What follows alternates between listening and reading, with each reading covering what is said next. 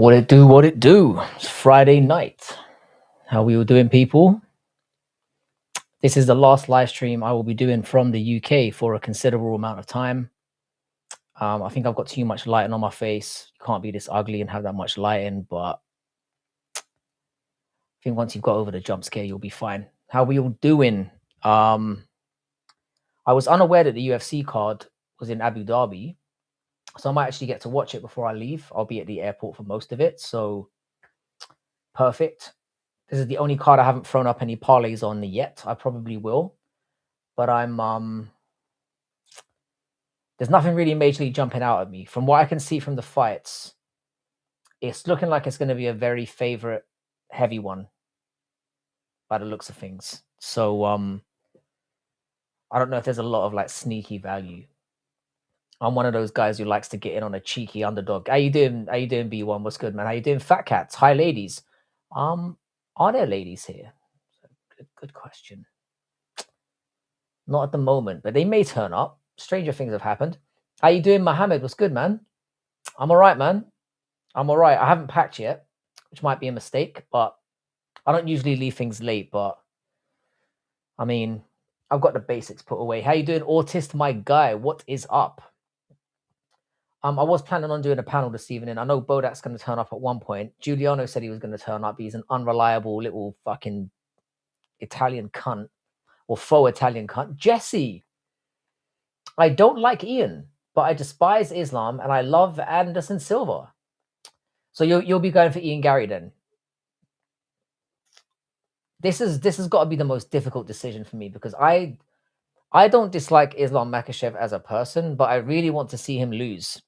But do I want to see him lose to Ian Garry? And coming from an Irishman, that's a sobering thing to come out with, you know.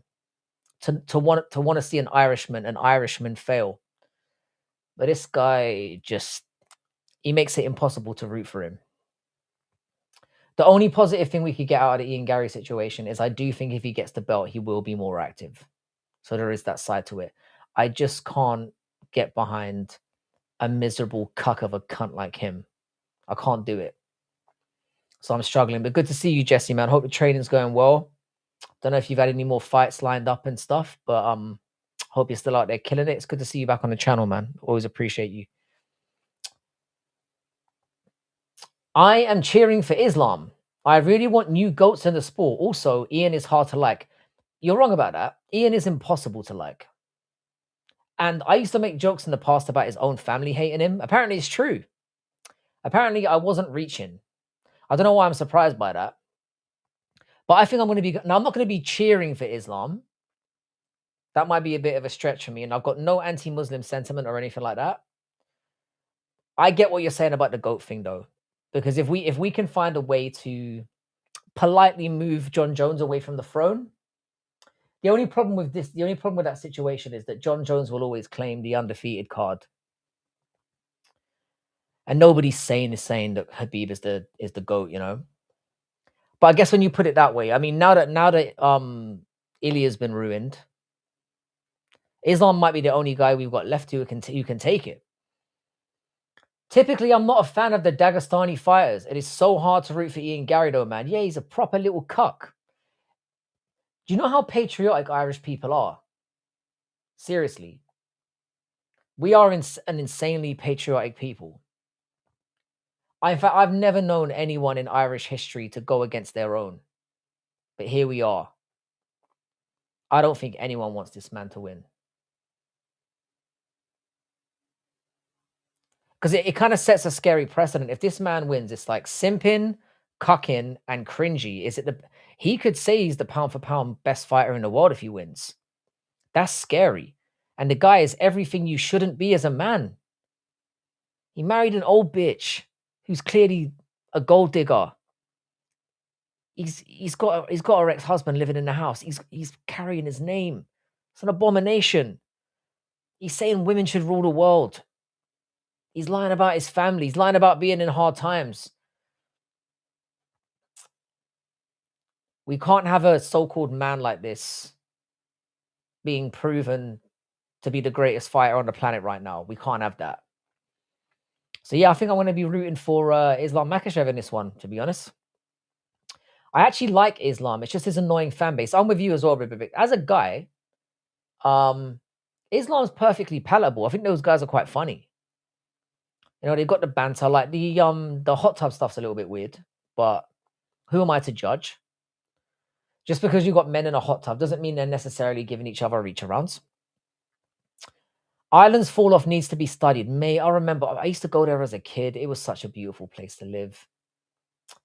Funny, there were no foreigners there back then. And I'm not a racist guy. I mean, I'm a little bit racist. We all are. But I'm not one of those, you know, pick up the pitchfork, burn the crosses type racist. Do you know what I'm saying? I'm a bit prejudiced. And even me, I'm like, fucking hell, it was really good back then. We had no crime. We weren't as liberal. You know? Things have just gone off a cliff. How you doing, Fight Day Athletics? What's good, man? Love you, Frankie, Hanky, Panky. Hang on a second. Hanky, Panky. There's only one person who says Hanky, Panky to me usually. Interesting. Shavkat is the best welterweight in the world. Shavkat might be gone forever. He might be retired already. And Ian Garry did that to him. I know Shavkat went in there injured, but do you have Kratom or 7-0 in your area? I do not, man. I can't even get my hands on weed. Muslims might be worse than juice. Nah, I mean, I have most of my Pib. How you doing, Pib? What's good, brother? I should have known it was Pib. Most of my friends are Muslims. I've got Muslim members of my family. I've got nothing against Muslims. I have to say that. It's in the disclaimer. I have to say that. How you doing, JPL? What's good, man? JPL, I'm going to try and make a comeback on Silk Pajamas, mate. Had a bit of a wobble last week, but I've been thinking ahead. I haven't put down the entire points, and I ended up losing last week somehow. Very tight decision. It was that Korean brother. Very disappointing. But your boy's going to bounce back this week with a win. I've got to. But shout out to Silk Pajamas and shout out to JPL Hooper, another fucking Welsh Chad. Please like the stream if you've just popped in. Apparently it helps out. I don't know how the whole thing works. Can't handle Ian Garry. Gives off Meghan Markle vibes. I haven't really ever heard Meghan Markle speak or say anything, but I assume she's a cunt. I get cunt vibes as well. I have you know how some people have gaydar? I have cuntdar. What up, though? How you doing, Smelly Fingers? What is good, my guy? Greetings and salutations as always. I hope you've had a wonderful week. If Muslims stayed in Muslim countries, I wouldn't care. But they always come to non-Muslim countries and then complain about being discriminated against. Do they? It's not so much that this is gonna turn into a religious hate thing, isn't it? Silk is worm cum. Silk pajamas is worm cum. Don't know exactly what you mean by that. I'm just gonna agree with you. You're usually right, to be fair. Yeah, I don't want this to turn into an entirely religious stream because we've done that in the past and it's got pretty dark pretty quickly. But no, I would say it's more that I don't like anyone who tries to impose themselves onto you and then say that you have to accept it. So what I'm saying is I hate everyone who's not me or isn't of my persuasion. Pretty much. That's how I feel. I'm an equal opportunity hater, and we know that about me. I don't like that they have the goal of coming to the West and making it an Islamic space. That's part of the master plan, though, isn't it? Weed your way in, inseminate from within. Better watch your bottom when we go to Thailand. I love Irish men.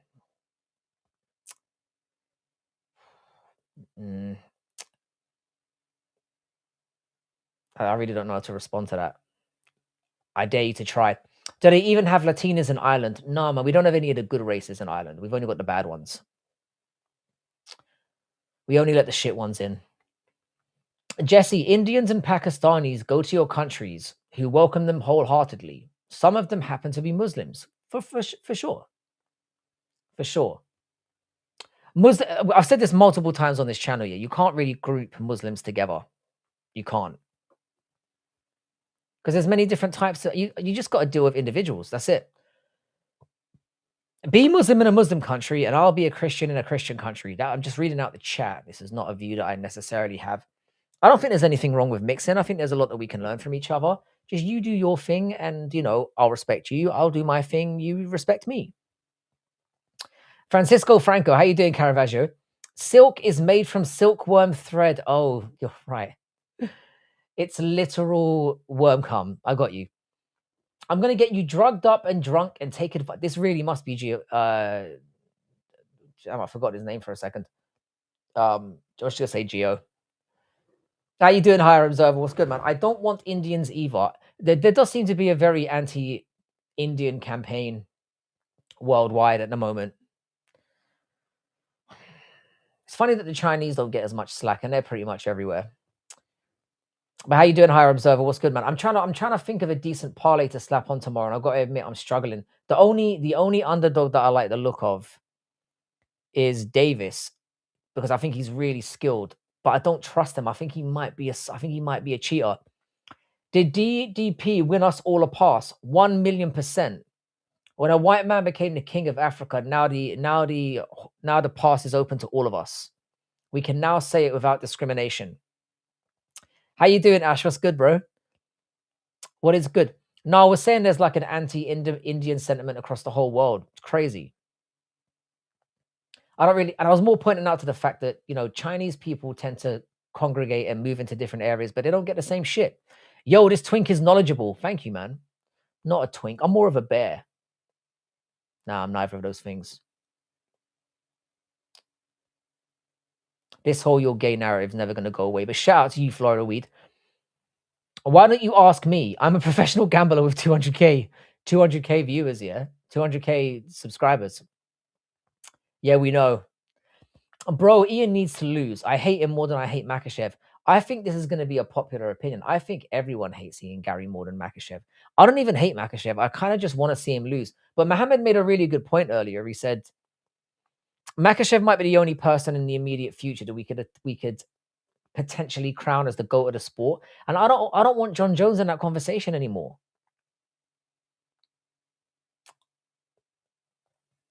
Sorry if you said already, who do you have in Ian Garry? I haven't said it. I've got Ian Garry winning. But I've got main events wrong a lot this year. So I'm hoping that I'm wrong. I just have a feeling he's going to put on the performance of a lifetime. The odds to me are fucking insane as well. You can get Ian Garry at like plus 350. I think you've got to take that. I can't wait to get in the bear trap. How you doing, Grimy? Ian Garry's about to bring the belt to Dublin. He's not. He's one of those middle-class Dubliners, though, man. Conor McGregor called him out for it before. He's a middle-class kid, yeah, who wants to say he was raised rough. Do you know what I'm saying? Just own it. I was middle-class, and I'm still a savage. Because look how it works for Arman Tsarukyan. Arman Tsarukyan is, all right, he might not be as rich as he claims he is, but he definitely is rich enough to not be fighting, and he does it anyway. Love it. 200K mind slaves. I mean, we all know the truth. We all know the truth with that. I'm going to leave it alone. Why do you think the violent crime rate in the black community is so high? And what are possible solutions? I'm not a sociologist, even though I did study it for a time. It's a very multi-layered question. But I'm staying away from this. The white people did it. Frankie, you are for sure not a bear. I'm definitely not a bear. I'm not a twink, though. I think if I was gay, I probably would be a twink. I mean, fair enough. 16 is the most number of wins MMA gods allow Islam. Islam is losing. Garry will stuff the takedowns. May as well. I think Ian Garry's going to beat him by decision. I don't think he's going to KO him. Ian Garry ain't like that. And to be fair to Makachev, he's inbred. He's got a chin. Ian Garry doesn't really have that knockout stopping power, but what he does have is very good rangy striking, and he's got very decent takedown defense. There's a video of him going around getting taken down by a featherweight, though, so that makes me a little bit concerned. And Makachev obviously is who Makachev is. But I don't know, man. I think Makachev's striking gets way too overglazed. I think Makachev will get 2 rounds where he'll get Garry down, and Ian Garry will get 3 rounds, peppering his head off and kicking his leg at range. Ian Garry is a massive guy for welterweight, and I know Makhachev's big as well, but Makhachev's never had to fight somebody his size and his skill level. Ian Garry is the truth. Like, he might be the worst example of a man we've ever seen. He's like this kind of weird, like, cuck, simp, feminist hybrid. It's the grossest thing I've ever seen. But is that the best fighting base for MMA? We might be about to find out. Thoughts on women running the world being a better place? I would rather slit my own throat. Sincerely. You already know how I feel about women. Now, I will say cheeky odd things about Muslims, joke around. It's all in jest. I fucking hate females. So that's my answer to that question. Society would burn down in an instant. And it's just so disgusting that those words. And the thing is, they come in. I don't think he's even rage baiting. They came out of his mouth unironically. Even if Islam beats Ian, those other big welterweights can really put his lights out. Mohammed, I like the idea of I think Morales could beat him one day, but I don't think we ever see that fight because I don't think Morales is ready now, and I think by the time he is, Makhachev will be gone. Prates is a fight that Makhachev wins as well because I just don't think he's got the takedown defense. Ian Garry, if you're somebody who wants to see Makhachev lose, Ian Garry might be our best chance, unless Makhachev says fuck it, wins this fight against Garry, and then tries to go and fight Sean Strickland. Because I don't think that's a crazy thing that could happen. Because Makhachev's thinking, how can I make myself undeniable? I've got a loss on my record. The only way I can say I'm him is if I can get a third belt. And Sean Strickland, he might think to himself, is there for the taking. He's not. Sean Strickland will fuck him up. But I'd like to see him try. And it's kind of a, it's a free gamble. I like Islam as a person way more than Khabib. Islam seems like a chill, funny guy. Islam seems very funny. He does. Khabib is a hypocrite. I don't like Khabib. I don't. He comes across as very disingenuous to me. Like that whole thing of him getting homeless people to do push-ups for money and stuff. I thought that shit was disgusting. But I mean, we all fuck about, you know. I love a strong Islamic man. This really is Argenti. You're sounding more and more like Argenti every second, my good friend. By the way, guys, as I said, if you haven't liked the stream, please do so. I'd very much appreciate it. Because this is going to be the last stream I do, at least for the next couple of days. I mean, I could potentially do a live one from the airport, but we'll see how it goes. We'll see how it goes tomorrow. Because I'm going to be sat at the airport anyway, I might jump online and just have a little chat with people.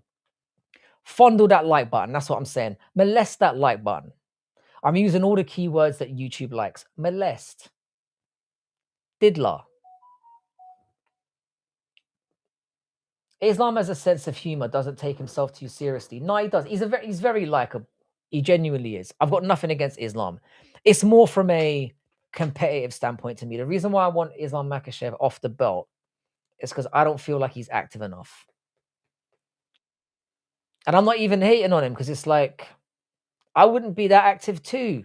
If I was him, I'd be fighting once or twice a year. You know, making sure I'm going in there 100%. Consensually smooch that like button. Brilliant advice. We need at least one live from the Airbnb after party. No, we will. We're gonna do IRL streams on the streets. I was tempted. I was gonna literally buy some Meta AI glasses here so I could get into some of the filthy clubs here and see if I could live stream. Unfortunately, you can't live stream through the glasses. You can only record video, which I might very well do anyway. Maybe I'll buy a pair at the airport. But also, when you turn the camera on, it has a big light on it. And they will catch me immediately and kick my ass out. We can't show all these people the Thai boys I'm ordering. This really is you. Jesus. Khabib has to have a public opinion on everything. It gets old. He acts like he's morally superior, yet trains with drug cheats and terrorism enthusiasts. And he married his cousin. I don't think that should be overlooked. And they're all kind of on the get them while they're young type vibe. You and Gilly better live stream a big portion of your travel. To be perfectly honest, MMA consultant, yeah, I don't think I'm going to have a choice. Because even if I start moving lazy, yeah, Gio is definitely gonna do it. It would get your channel struck anyway, wouldn't it? I mean, if they were tits and dicks out, which, as we know in Thailand, or you'll often find in the same human, you know, then that would definitely get me kicked off. But there's a few things you could get away with, for sure. But the thing is, as you know, in Thailand, you never know when something absolutely illegal or over 18 could happen in the blink of an eye, and anywhere. Besides the parts, I'm being gay for the pay. We need to do a poll about that. In what way? I'll do it when I get there, when I do a live stream. In which way do you think Giuliano is going to slip up? Is it going to be passed out in a drug-infused mess? Is it going to be getting beaten up by Thai police? Is it going to be waking up with a sore ass? There are a few options. I just realized Bodak's here. Fucking hell, how we doing? How you doing, Bodak? What's good, man?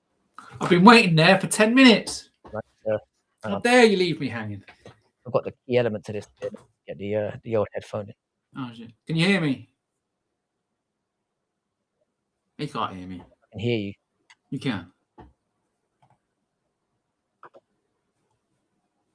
Yeah, it looks like the glitch king is in full effect. I fully can't hear you. We'll wait for you to sort it out. Geo better turn on cellular data roamage and start streaming. Well, the thing is that you can just get eSIMs out there. Can you hear me now? Not obviously as good, but it can be done. To be really honest, Frank, I want all three to happen in Thailand. All of the above. So we're all going with all of the above. I guess that would have been a waste of a fucking that would have been a waste of a poll. You must be able to hear me. The thing is that if you want to see some wild shit, you got to give me some suggestions here, because I'm not all that creative. I'm stupid and I'm crazy. Be able to hear I'm not all that creative when it comes to stuff like that. Sexually harassing Western women on a spiritual journey, Geotings. I reckon that's what he's going to do. I reckon he's going to have he's going to go out there. He's going to be hitting on everything. But I reckon he's going to be He's going to be. I can hear myself. White chicks out there. It's not Mike. Yeah, you're the one glitching. You, bro. I don't know what it is. Hang on. Can anyone tell me if they can hear Bodak? 1 second. Let me try again. Bodak, can you try now?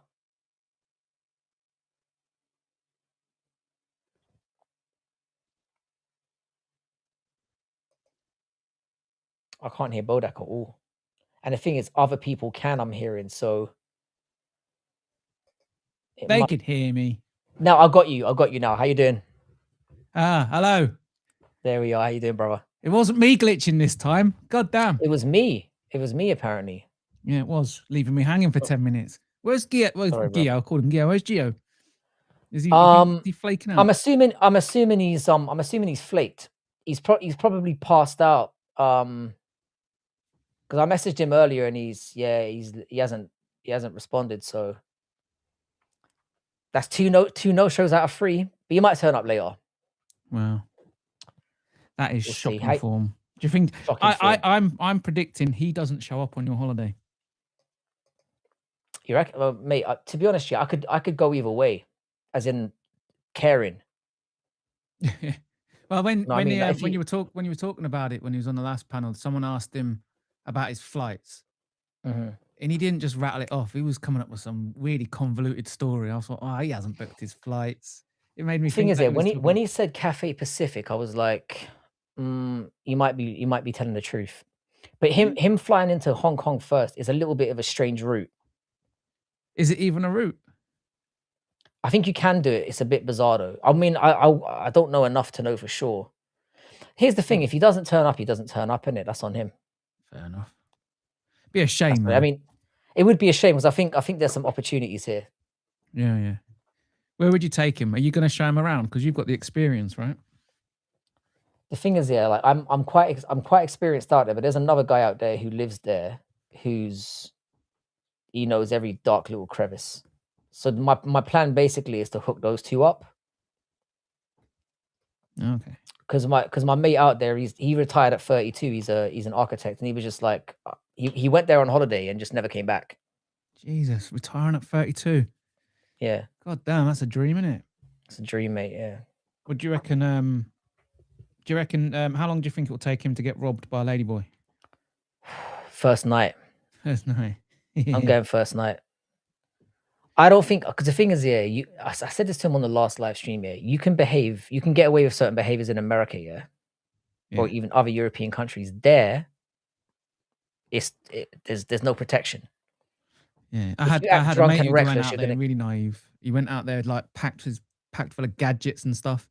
He literally got robbed on the first day, lost all of his stuff. Yeah, man, it happens out there. In the day. Yeah, he took a portable DVD player. I remember you telling me about this. Yeah, he took a portable DVD player. He took a nice little camera and everything. He woke up, like, he was in the hotel as well. He woke up the next day. He was gone. Someone, while he was asleep. So had he brought a bird over and she just robbed him? I don't think he was. I think he was on his own. I think someone just came into his room and took it. See, that's quite.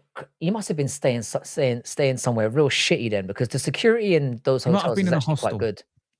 If it was a hostel, then yeah, so that, you know, you kind of did it to yourself a little bit, because in a country like that, you know.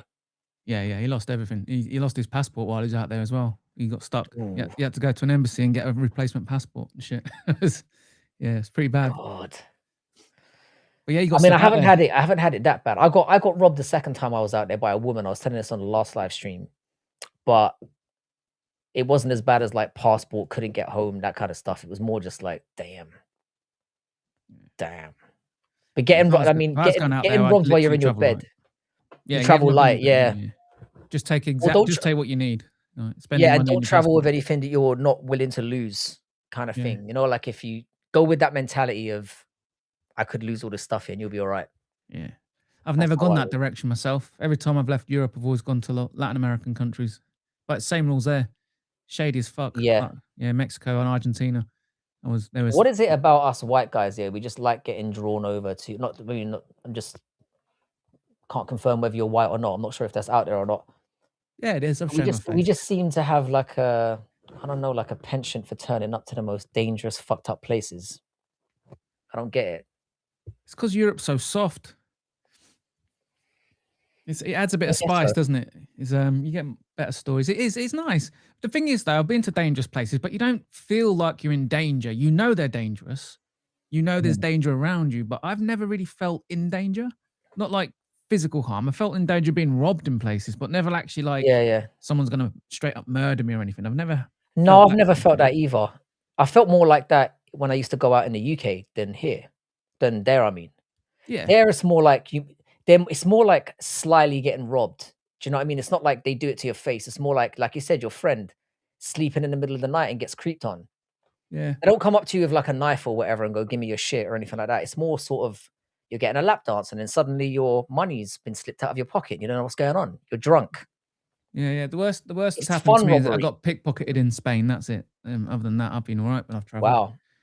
Wow. But no, I remember Mexico and Argentina. They were proper dicey places. But yeah, I've heard Mexico is shady. Yeah, Mexico's crazy shady. We decided to drive ourselves. So we landed in Cancun, which is basically like tourist central, so you're perfectly safe. But we went into a place called Holbox Island, and instead of getting the public transport like you recommended, we decided to drive ourselves in a car rental. And we made the mistake of just following the sat nav, and obviously the sat nav's not thinking pick a safe route; it's saying the quick route. Yeah, so we started driving through the wilderness, and that was eye-opening to me because I've never seen somewhere so third worldy. Every time I go to a third world country, I'm always in a tourist spot. And yeah, there was this. We had this little experience where there was this clearly a child in a police uniform, 5 sizes too big for him, trying to wave us over. So we just we went. Because we've got Mexican family. All I remember being taught was, if it's the police, just keep driving, ignore them. They're corrupt as hell. They're all cartel. They're probably not even real police officers. They use social conformity to screw over tourists. And if it's the military, that's the actual law enforcement. So we saw this kid flagging us down. We drove past. They followed us on a moped for a bit. Not a police moped, just a moped. Imagine 2 little kids in a police uniform and a moped, and then they gave up. But yeah, that was the sketchiest point in our Mexico trip. See, that would be kind of scary because you don't know what people like that are going to do. Yeah, we didn't stop. We were like, fuck that, we're stopping. We just carried on driving. Run those fuckers over if they get too close. Yeah, we just, all I knew, that was what we were told in Mexico. You just do not, if the police if it is a real police officer, they're not really doing anything. Just give them money. You know, like just give them money. We were let told them take your money like I did. Yeah, we were told don't offer them money. What the best way to do it is get a bit of money out and just leave it on view. Yeah, and then if as long as it's their idea, they say give us that. You know, but yeah, that's what we were taught. But yeah, we just carried on. No words need to be exchanged. They just take it, hold it, put it away. No words exchanged. Yeah, they'll leave you alone. We've heard. Yeah, my brother goes out there a lot because his wife's Mexican. He's been pulled over a couple of times. Each time they've taken some of his money. But yeah, it's the real law enforcement in Mexico is the military. Yeah, I mean, if you're going out to these countries, the thing is, there's a lot of benefits you get. Obviously, the women are wild. Everything's cheaper, but you're gonna run into danger every now and then, and it's just you gotta ask yourself. You know, it's the cost of doing business. Yeah, just carry some cash on you. You'll be all right. They'll take it from you. Go and get some more cash out when you get somewhere safe. But yeah. Well, that's exactly what I started doing. I just started putting cash everywhere. Yeah, I realized how racist I was in those countries as well. Because when you go in between zones and you see the other white people, you think, aha, other white people, I feel safe again. Like where the other white people are congregated, you feel a bit safer. Yeah, it's true though. It is true. Yeah. It's funny how the racism. I find the racism comes out of you when you're abroad like that. It just does.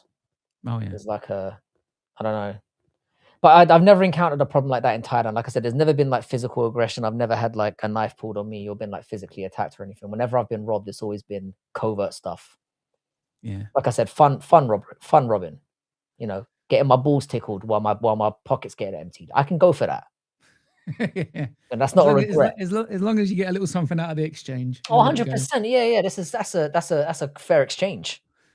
Yeah, I could just imagine the noises Gio would make having his balls fondled while he's getting pickpocketed. Right. Well, this is what we need. I guarantee you, he is going to be like comedy gold out there. I hope so. I hope he turns up. Like I do. 100%. Yeah, I heard the rumor. You saying this for the first time has made me question it, you know, because I was just assuming he would just come.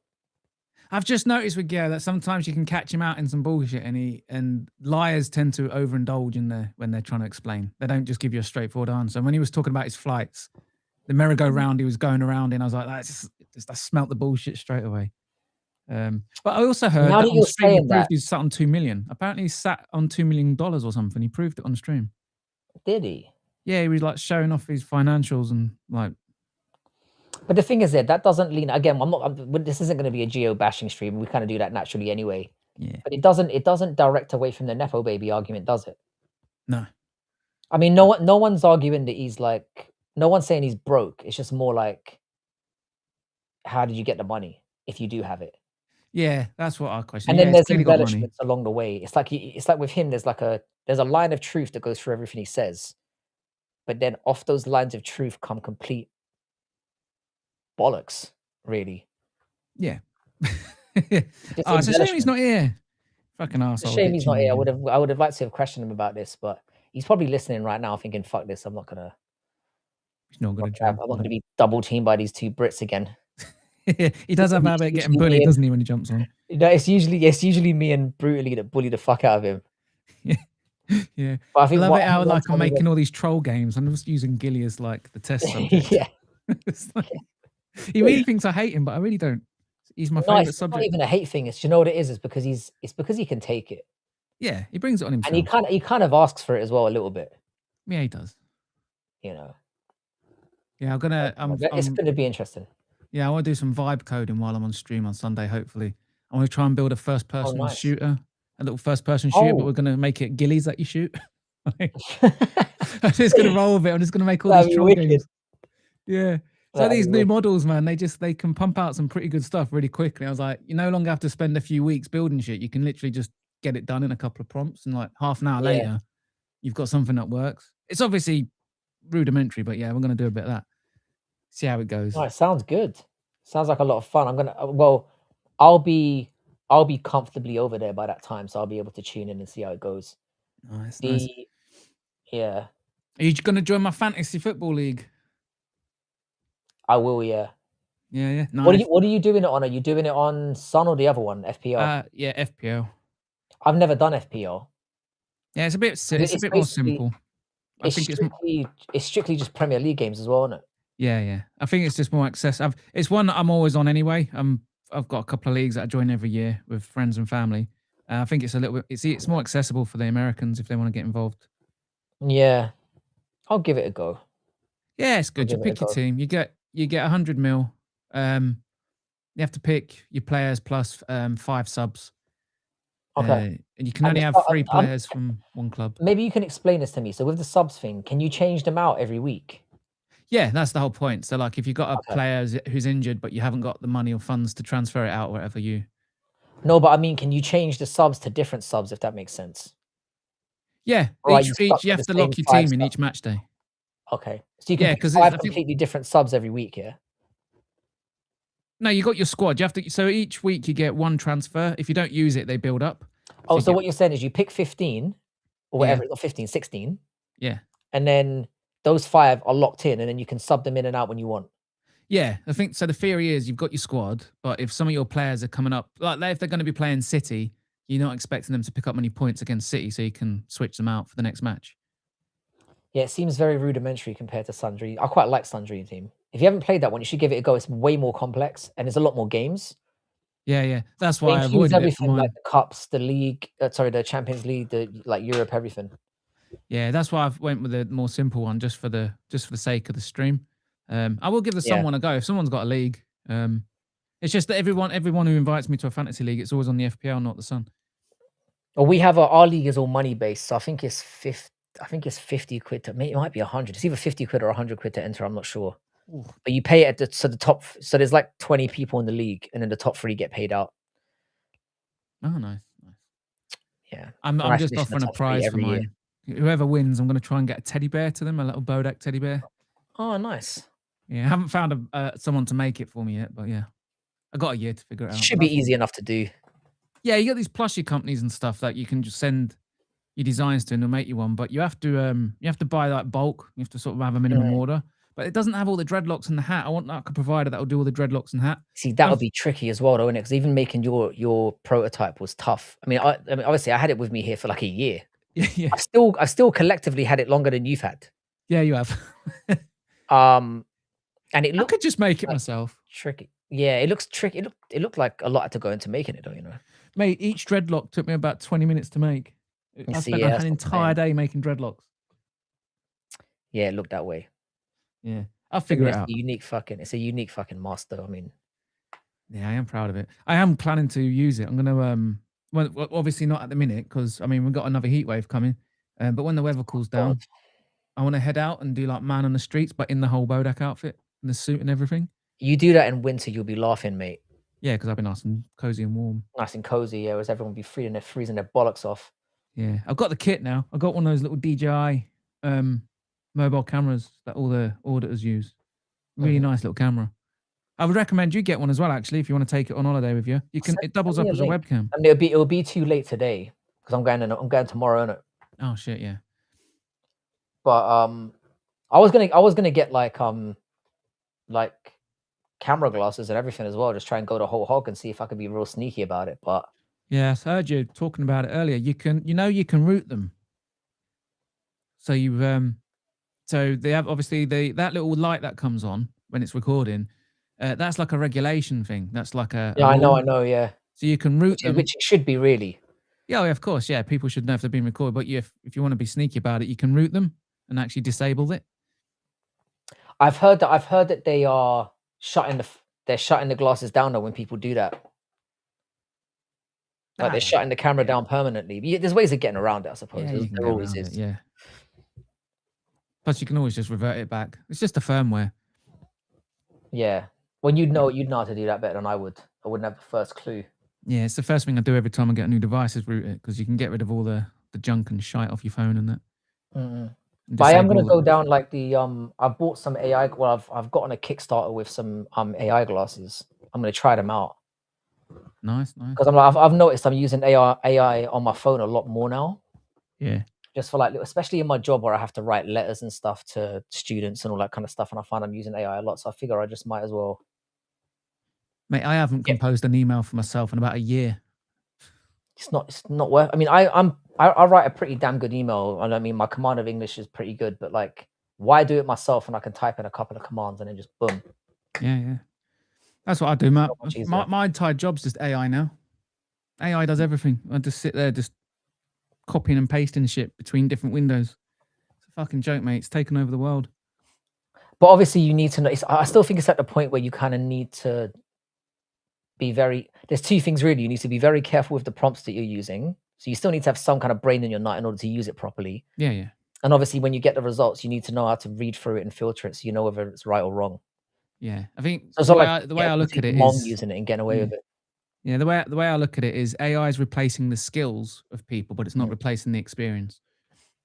No, Yeah, well, not thus far anyway. Yeah, not yet at least. I mean, it's coming, but yeah, not least. It's coming. Yeah, yeah. So that's what my job is. My job is basically like I've just got the experience to know when something's gone wrong and how to sort of hone in, and that's it. And I'm just thinking about my job. I don't think I've coded anything myself for a good 6 months at this point. Wow, it's that bad. Yeah, my profession. It's software devs. It's the second most affected job market from AI. But I suppose if you're learning how to, I suppose the next stage will be being able to utilize AI better than other people can. Oh yeah, the results I'm getting out of it is fucking fantastic. You see with like the music AIs, if you see what musicians are doing with music AI, it's fucking incredible. I can't remember the name of it now. There's a guy who he's doing this soul music. What's his fucking name? Honestly, you should hear it. He's in the hands of someone with the experience. It's really good. It's not like me. I just fucking spaff out shit for background music on AI. But in the hands of a musician, it's fucking phenomenal. The results they get. Well, again, it's just being able to bridge that gap, isn't it? Because you can AI can only mask like poor talent and poor creativity so far. Yeah, definitely. But you need to be able to still nudge it in the right direction at the very least, or to have some expertise to do that. Yeah.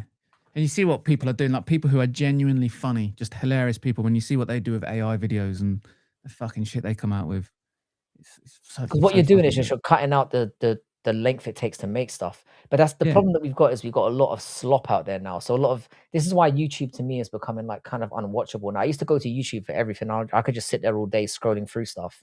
Yeah. But it's just full of slop now. It is. It's getting harder. I am watching less and less videos, to be fair. Yeah. Yeah. I've gone back to like watching TV series and shit, because I'm just like, I can't sit there and just scroll through YouTube anymore. I'll watch like, like, because obviously we're big football fans. When transfer season's on, I'll mostly be keeping in touch with that. But outside of that, I don't even fuck with YouTube anymore. Yeah. No, honestly, I used to really like things like the Y-Files and stuff, but even then, you can tell he's using AI research to do, and he's filling all the gaps in with AI videos and that. And it's like, it's not. This guy used to put his passion into his fucking channel. Now he's just bashing shit out on a cheap. It's completely lost its end. It's like, it's hard to put a finger on it. I don't want to say something corny like energy. It's just lost its essence. It just doesn't feel like it's got that human touch anymore. Yeah. Yeah, I know. I'm starting to loathe AI. Mainly just because it's completely obliterating my job. I'm obsolete I'm literally obsolete now. And it's not going anywhere. It's only going to get more and more intrusive. So, do you think the bubble will ever burst? No. And you think it will get to a point where it will just be so sophisticated that we basically become superfluous? Yeah. I think I remember speaking about this on my stream a couple of weeks ago. Do you remember like the 2008 crash when all the banks failed and they used to say, "Oh, too big to fail"? So they went for about 4 or 5 years. They just kept going back. They kept going bankrupt and defaulting, and then they got bailed out. AI is in the same position. Like all the investment and all the money piling in, that's going to stop, and they're going to start defaulting on all their loans and shit. But it's too big to fail. It's too important. There's too much military and governmental usage for it. So when they start defaulting, they'll just get bailout after bailout. And then obviously we'll be the ones paying for it. Oh, definitely. Yeah, it's too big to fail. So yeah, it'll pop, but it's not going to pop in the way people think it's going to pop. And ruin it. It will just keep steaming on. Yeah, they'll just keep bailing it out. It's too important, mate. We're relying on it now as well. I mean, it's starting to get to that stage already. Yeah. The military are using it to find targets and shit. It's once the military want it, that's it. It'll get all the money it ever needs. Yeah, and then because what we've basically got now is an AI race. That's basically what we're on.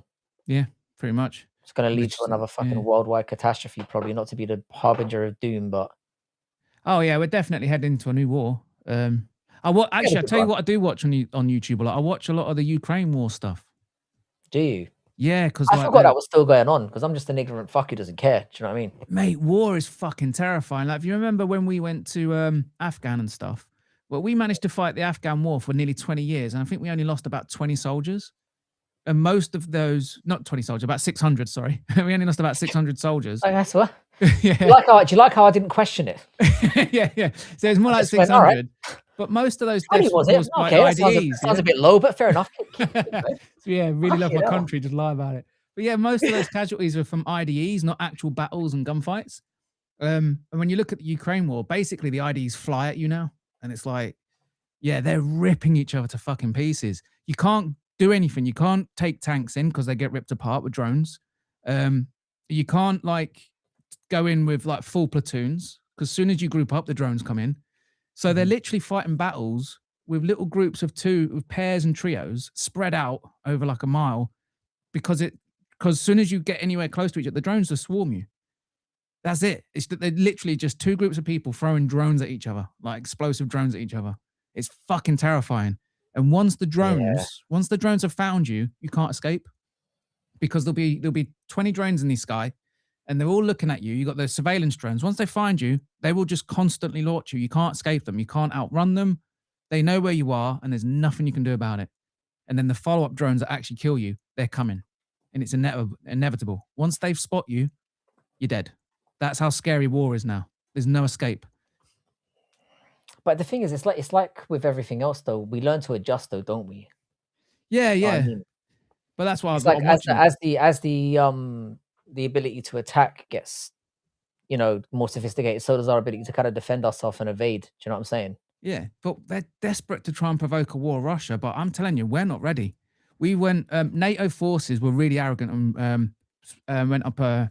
They organised a training exercise with a drone unit from the Ukrainian forces, thinking that we were there to educate them. The drone force from Ukraine completely ripped us apart. Yeah, we were supposed to be educating them. I think Russia are far more powerful than we seem to be giving them credit for. I don't know why we're so keen to get into fucking fisticuffs with them. Yeah, they've got, because the war now is just drones, and they've got years of experience with drones, and we're still investing in Tomahawk missiles and cruise missiles and battleships and shit. We're like still investing in 20th century warfare, while the Russians are like, fuck it. Next shit. Yeah, you saw what happened with Iran. Trump's gone in going, oh yeah, we'll fucking bomb them. Iran's like, well, the shit's all getting made in the mountains where your missiles can't reach. A few drones that cost them a few thousand each.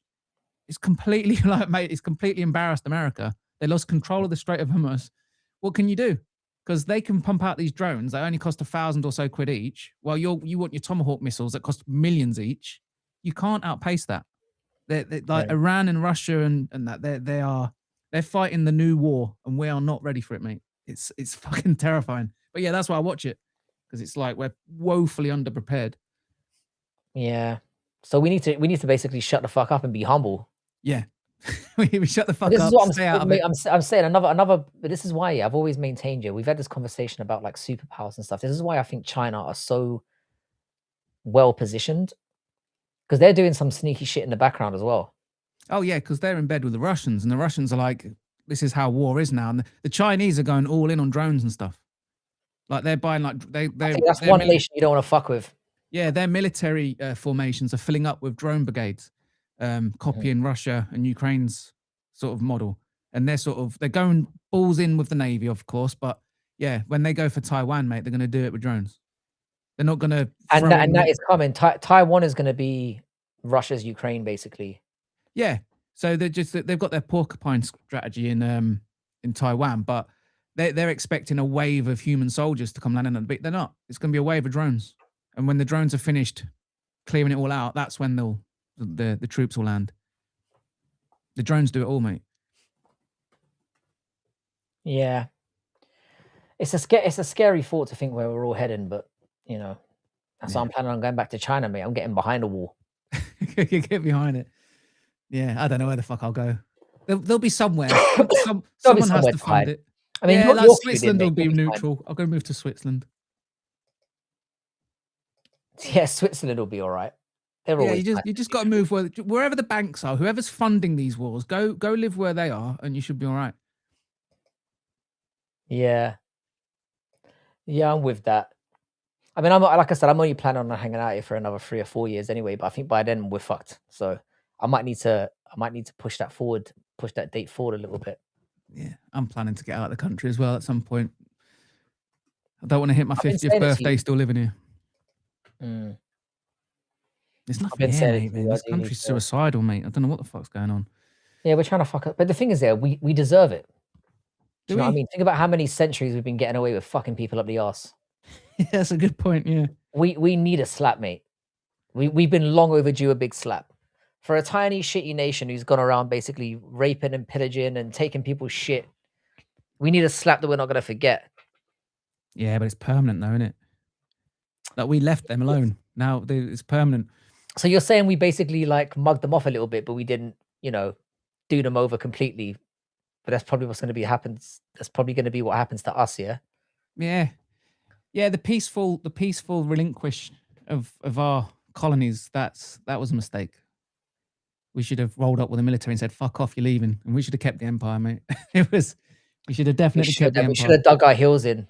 Yeah, absolutely. Made Yeah. it like we shouldn't have relinquished power. Yeah, definitely not. I'm saying we like I'm not an Irishman, but whatever. Yeah. Fuck it. Nah, yeah, the UK's cooked, mate. I think most of Europe is. I think the future's in the East and the West. And maybe not even the West, but like Mexico, mate. Mexico's got some stuff going for it, mate. It's going to be an economic powerhouse. All the manufacturing's moving there. So how do you reckon that will pan out for them? Well, Mexico? Yeah. Well, about Mexico is literally the American dream, because the problem is when you want like proper freedom and opportunity, it comes with chaos and a bit of spiciness in terms of, the danger. Yeah. But yeah, there's parts of Mexico, mate. I'd be willing to live there. Might have to look into that as well. See, I always get drawn to the other side. Yeah, the East. Yeah. I've been talking about going to. I mean, I've been to America obviously loads of times, but Mexico is one that, and Mexico is very high up on my list as well. I don't know why I keep not going. I've got to basically lock in and say next year I'm going, but I want to make sure that I'm going with somebody who knows because I'm a bit too trusting. I'm going to end up walking into a dark, the wrong alley and getting fucking dealt with. Yeah.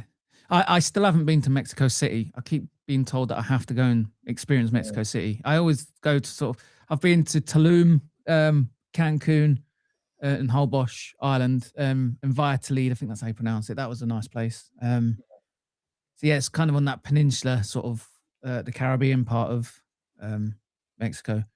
So that's all lovely. Just don't rent a car and drive out through the countryside because it gets really spicy. Well, no, I'm glad you've told me that story because I would I've definitely done something that's stupid.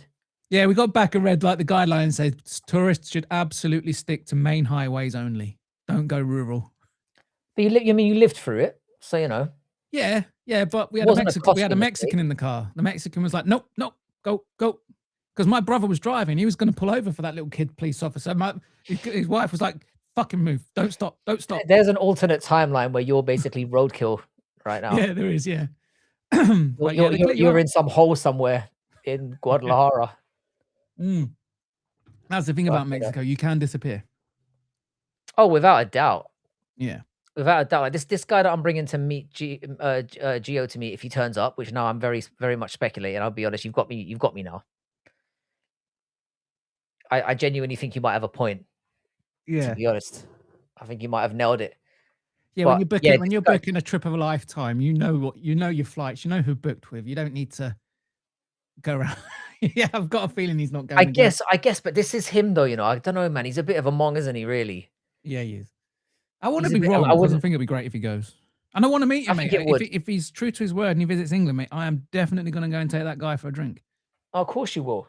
Yeah, absolutely. The thing is, I know we give him an absolute ribbon every now and then, but I've said from day one here, I find him very entertaining. I always have, and I think deep down he's got a good heart. He just gets carried away sometimes. Yeah, he's got a twisted perception as well. He sees things from a complete. Yeah, like you can experience the exact same stream with him, and the way he perceives things is weird. It's different as well. It's unique. And this is the thing. The reason why I'm with Caravaggio, I do think he is going to turn up because I merely mentioned it, and he's been following up the entire time. Nice. Like he's been constantly messaging me, going, "When are we doing this?" Like, I mean, do you know what I mean? I mean, that could all be front, but it seems a lot. He's everyone, like everyone in chat and myself, he's our best chance of seeing what you guys get up to, because I think he's going to be way more reliable with streaming it than you are. Definitely. Yeah. Definitely. Because the thing is with me, as soon as I hit a road bump, like, because we've seen what happens when I've gone to Manila a couple of times and to Bangkok. As soon as the internet starts fucking up, I'm like, oh, this ain't meant to be. And then I either get so hungover and drunk that I'm like, fuck it, I don't want to stream today. And then before I know it, the whole thing's gone and I've done 2 videos. Yeah. I've got all these grand plans when I'm out there, and then just like a combination of one road bump and one, you know, I don't go and try to solve the problem if my heart's not that in it, whereas he will be into it, you know? Yeah. I'm telling you, it's gonna blow his fucking mind. Yeah, I've never been that way of the world, but it intimidates me. A normal person reacts crazy to it. I reckon with him, with the proclivities that he's got for drugs and women and like all that kind of stuff, I reckon he's gonna lose his mind. Yeah. They have like wild monkeys and stuff there, don't they? Depends where you go. So I've never really seen a wild monkey in Bangkok, but tell you what, they do have a lot of fucking rats. Rats, right. Yeah, I used to be really scared of rats, and I'm not scared of rats, but I wasn't too fond of them. Yeah. It got to the point where when I went there so often that you literally sit outside having dinner and one will just run over your foot, and they're big. Oh God. And I'm just you know like, what? New York's like that, you know. Mm. I saw loads of rats in New York.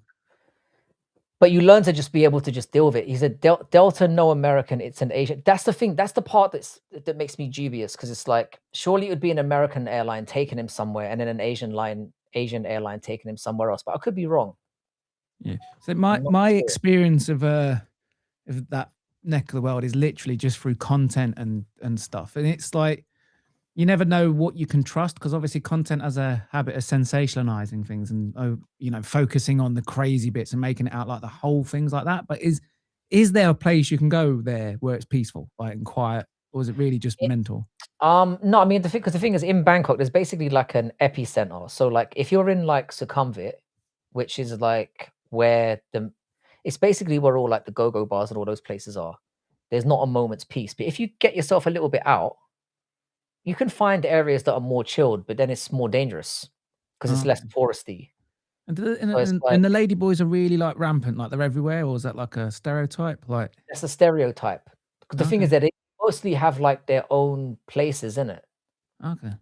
Because it's like I said, they don't want to get their asses whooped as well. Like they're quite upfront with who they are. Because we talked about this before. These Western men are good. I remember sitting there with a before.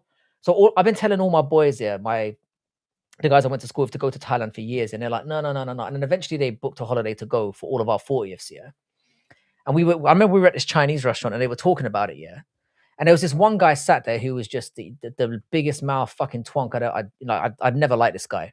But he was basically going on about how he's gonna have to come up with all these strategies to avoid getting fucked in the ass. And I'm like, mate, that's not how it goes. There's not people out there trying to trick you. Like, you find yourself on a nice date and all of a sudden he's just slipped it in, like. Yeah, this is what I'm saying. It's like, what are you talking about? Like, his view of it was, I don't know, man. If I was totally drunk, it could happen. And I'm like, that says more about you than it says about the situation. Yeah. I know guys like that. They think gay guys are just out there, like every gay guy's a predator. Yeah, we're just out to get you. It's like what people don't understand here is like hundreds of thousands of people go there for that.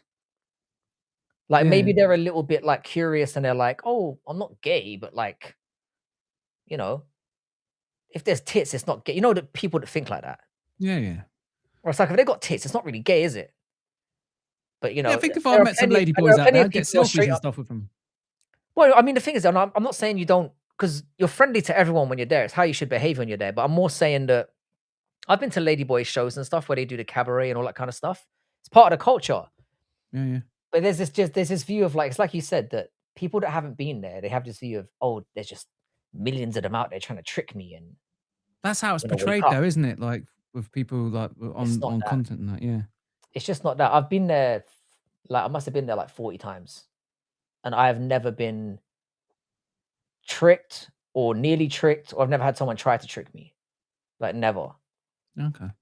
It's not like that because, like I said, if what do you think is going to happen if you're a viscerally like against homosexuality and someone tricks you into doing that? What do you think is going to happen to that person? They don't want the You're conversation. going to get violent with them, aren't you? Like, and there's thousands of people out there who are up for that. So you target them. You have your own bars. You have your own areas. That makes sense. And there are a couple of times, and you will go there. And you might. There have been a few times where I've seen one, and I'm not sure, because Asians are naturally smaller and like what I'm saying. They've even got the small hands, and so you don't know immediately. But as soon as they talk, or you're like, oh, okay, all right. There's always something you'll spot that makes it very, very obvious. And again, they're not out there trying to trick you. And the women are so worried about that as well. That what happens there is they go out of their way to show you what they've got or haven't got, as the case may be. Yeah. I heard you on another stream talking about how you're planning to like get fucked up out there and get on some drugs and whatnot. So I'm more talking about doing weed and shit. Okay, because I heard like their fucking anti-drug laws are crazy. Like you hear about tourists going to prison for years over just some basic possession. This is what I've said. Yeah, the thing with Thailand is it's very, very weird. Yeah, so everything is illegal there. Prostitution is illegal. Drugs are illegal. Gambling's illegal. But then it's just there. Well, gambling's illegal, even with their fighting culture. Gambling's illegal. Gambling's illegal. Yeah, everything there is illegal on paper. Okay. But then it's just in your I've seen everything there. Cockfighting. I've seen them gambling with like fucking. They release fish and they race. There's all kind of mad stuff going. There's always mad stuff going on. But it's like with the weed thing. It's like I wouldn't do anything fucked up there that I've never done before because I'm abroad. I'm not stupid. Yeah. Like if weed, the worst thing that's going to happen, I might whitey out a little bit potentially because I haven't done it for years. Or like I might get a bit monged out. I'm not gonna, get fucked in that way where like I've still got my wherewithal about me where I'm like I wouldn't do something abroad where I know what the rules are like. It's like how when you go away, you don't fuck around and find out in places like that. You show your best behavior. Yeah. Plus, if you pull a white, you only have to wait half an hour and it'll go away. Exactly. Yeah. And I've pulled plenty in my time. I'll be fine. So it's more just like because I have a dream because I used to smoke weed habitually from when I was 14 until I was 24. My day was centered around picking up. Yeah. So and obviously it was a bit different back then. I didn't have as much money as I have now, but like my day would be centered on getting enough money to get like a what do we call it? A Benz? Is that Benz? Is that what we called it? I know. I always called him an eighth. Yeah, well, that's because you had a little bit more money than I did. A Benz? I don't know. I've never heard that term. No, a Ben is a tenner in it. Oh, okay. Oh, yeah. It was either a Benz or a Ben. Is that because Benjamin Franklin's on a $10 note or something? Or I don't know. Well, I just think it rhymes with 10. Oh, Ben. Okay, fair enough. It's like Tommy Ryman saying, isn't it? Yeah, always ask for Henry. Yeah, Henry VIII. Yeah. Yeah. Oh, we're so creative, aren't we, us Brits? Yeah. Yeah, so I've had dreams. I've had dreams ever since. Yeah, like I have a dream once or twice a month where I go and get weed. Oh yeah, I do miss it to be fair, but I'm being clean. I'm being good. No, I'll proper kick myself if I don't do it this time. And I have a feeling with Gio out there, my friend out there, I'm gonna have to do something because they're gonna be on mad shit. Yeah, and I'm gonna be like, well, I'm not on that. So I can imagine Gilly being like. Maybe not a weed kind of guy, but I can see him going for some stimulants type sort of side of drugs. Yeah, I reckon he's going to be on the hard shit. I reckon he's going to be on the putting the deposits up the arse and all that kind of stuff. That's what I think he's going to be on. Yeah, like Molly or something like that. MDMA. I can imagine he's going to be sticking stuff up his arse for sure. Yeah. That's what I predict. It's going to be them kind of ones. It would be like the DMT up the pipe. Oh, I'd love to do some DMT. I'd love to do DMT. DMT is going to be like a 70s type experiment. Yeah. Well, they've got these people they're doing experiments with DMT, aren't they? They got they're hooking people up to intravenous sources of it and keeping them on the trip for like hours, and they're trying to map it. You heard about that? No, I have not. They're trying to map. What they've found is that because the experience people have with DMT is so similar from person to person, they're actually they found a way to sort of keep people in that state of mind for hours at a time. And then they're coming back and they're trying to actually map the DMT world. Like it's an actual place that you visit. Well, this is what I've heard. I've heard that it's like the way that my friend's a very big advocate for drugs. He's basically said to me that it proves that we're in a simulation, is what he said. Yeah, most people come out like most. Yeah, he said something like there's an alien race basically watching us. Yeah, is the way that he described it.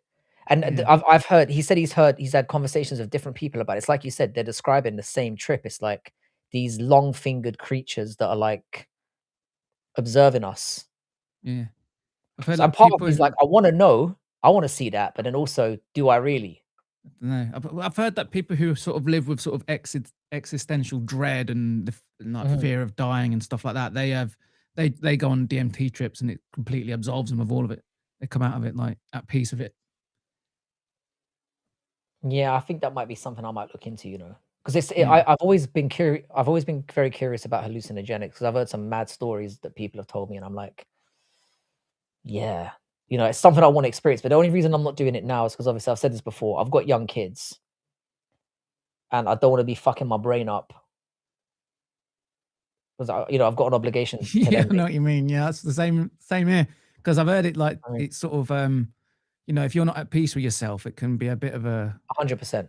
Yeah, you can fuck you up and leave you a little bit disturbed afterwards, can't it? And Like, I don't know how I would react because I consider myself to be a very rational and stable person, but you don't know what these things would do to you.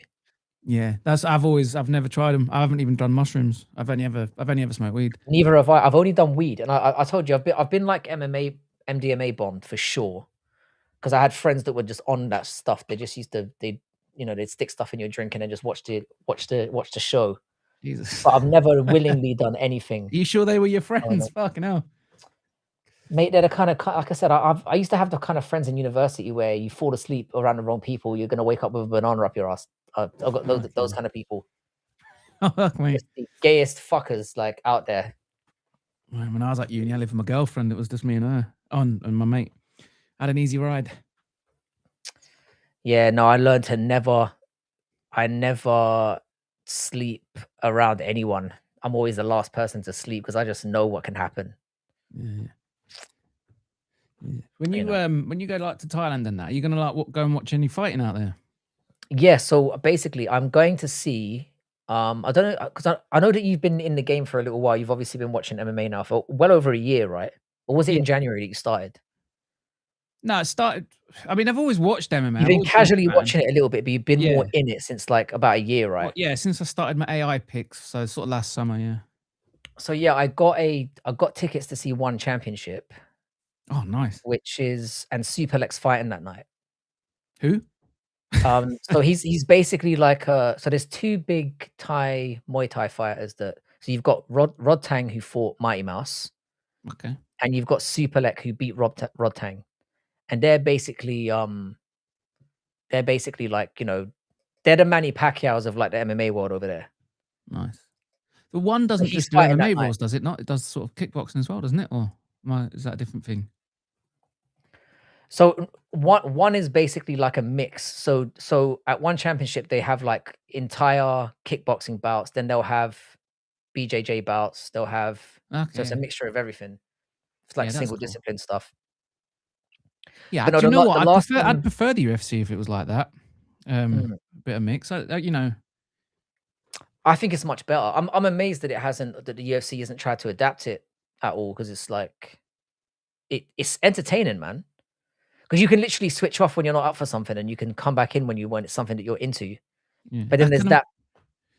I can imagine some of you guys that have been into UFC for like the decade or plus. You must be getting really tired of the format because, like, I'm so bored of it. Yeah, I watch back. I like go back and watch. Like, I really like the sort of saga between Tito Ortiz and Chuck Liddell, and the Anderson Silva years and stuff. And when you watch it, it's exactly the same. The music's the same. The intro's the same. The commentators are the same. It's awful. It's exactly the same product as it is now, and it's like. But that's why like events like Noche stood out, and that's why the White House. Now the White House shouldn't have gone on for so many reasons. It's basically we're celebrating a fucking pedo's birthday.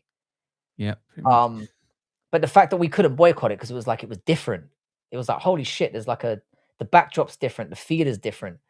So it's like almost like when the only benefit there has now from having UFC in different towns is that those people get to experience it live where they otherwise wouldn't. But for you, it's the same.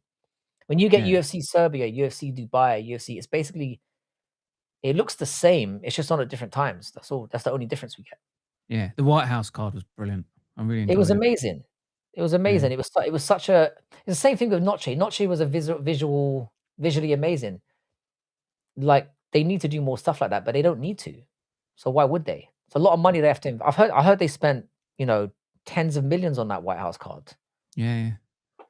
I think the Why not problem whack is out more generic the shit? sport's been in the growth period and it's like growing. So like you can imagine in Dana White said, if it's still growing, why change the formula? It's not. I don't think there needs to be a decline in viewership and stuff for them to Which I act. don't think is coming for now. Not yet, at least. Yeah. No, I think we're a good 10 years off that. It's a shame, unfortunately, because they don't care about their hardcore fans anymore. It's just about trying to get more and more casuals to tune up. Yeah, but casuals spend money. It's the same with every sport. It's true. Yeah. Same with So the money football. It's comes what's from- happening to it now. It's becoming very like. That's why they're trying to get rid of you. Because I'm assuming you saw all this new stuff about them coming out and trying to ban season ticket holders who are selling their tickets on. They did it with Liverpool and they did it with Man United recently. I don't know if you saw it. Yeah, that's some fucking bullshit. Because like, Nice bullshit. Yeah, I've had friends who've had season tickets and stuff and haven't been able to go, and yeah, they've let me go and use their ticket in their seat, not buy it, but you know what I mean. Like, fuck that shit. It's if when you buy a season ticket, I think the deal is that's your fucking seat for the season, and you can do with it what you want. Yeah. Yeah. I think if you pay for it, you should be able to give it to whoever the fuck you want. It's like this whole thing with digital media now, how they're like, you don't own it. I don't like this world that we're living in now. Well, That's why I own a lot of you'll physical rent stuff. if you'll own nothing and you'll be happy. That's the 2030 agenda, isn't it? Yeah. 100%. Money's digital, games are digital, movies are digital, like tickets you can't transfer them. That is the end game of usury though, isn't it? Having everyone rent everything. That's the end goal. I'm not on it. Yeah, I don't like it. I don't mind games per se because, yeah, sure, but you can always just go and fucking pirate it anyway. At the end of the day, the code base still has to come onto your hard drive, and because it's there, people can reverse engineer it. There will be ways of 100%. Yeah, but I don't know. It's just the fact that it's only ever happened to me once. But I bought a game called Age of Empires one time on Steam, and then like 6 months later they discontinued it. And it cost me like $30, and they just removed it from the store. And there's no refund. It's just like you don't own it anymore. Like the fuck, I didn't even get around to playing it. Yeah, that's a fucking good game. So I love Age of Empires. Age of Empires, amazing. Yeah, I was walking around the lake yesterday with my brother talking about Theme Hospital. And have you ever played Dungeon Keeper? Not Dungeon Keeper, but I played Theme Hospital to death. I fucking Theme love Hospital, that game. Amazing. I know. Well, my favorite illness was always the massive head. They come in with a massive. Oh head. yeah, and then they go into that machine thing and it bursts in it or whatever. Yeah. I love all them fucking games. Theme Park as well. I always like Theme Park. Theme Park was amazing as well. Yeah, you made all the drink. You made all the food super salty. If you like those games, play Dungeon Keeper. Dungeon Keeper still holds up now. It's amazing. Oh yeah. There's a game called. There's a newish one called War for the Overworlds or something. War of the Overworlds or War for the Overworlds. It's so good. Yeah, I'll try it out. I'll have a come play it. I'm trying to get back into gaming now. I'm sort of conflicted in whether I should stream it or not because I don't. Well, what you could do is play while chatting. I've tried to, but it's really difficult to focus on your game while you're chatting because I don't want, if people are in my chat, I don't want to be ignoring them. And I always get people always give me so much shit if I fall like a few minutes behind. I get so much grief if I fall behind on chat. So I'm torn. But yeah, I'm really trying to get into gaming more because I haven't been playing games for a couple of years. Yeah. I've got a massive bucket list because what I've been doing basically every time I get an email, I'll be like, oh, it's a Steam sale. And I'm like, oh shit, there's a game I fancy. It's like a $5. I've got like about 100 games to play. I've never touched them. That I've been buying on all these Steam sales over the last 3 or 4 years. So I'm trying to work through them all now. And you never will. But this is why I'm trying to like Cheddar saying you hate your chat. I don't hate the chat. I'm saying the opposite was true. I love the chat and I feel like I can't get to play the game and focus on the chat at the same time. So the chat takes precedence. So I'll just do a stream about gaming. Yeah.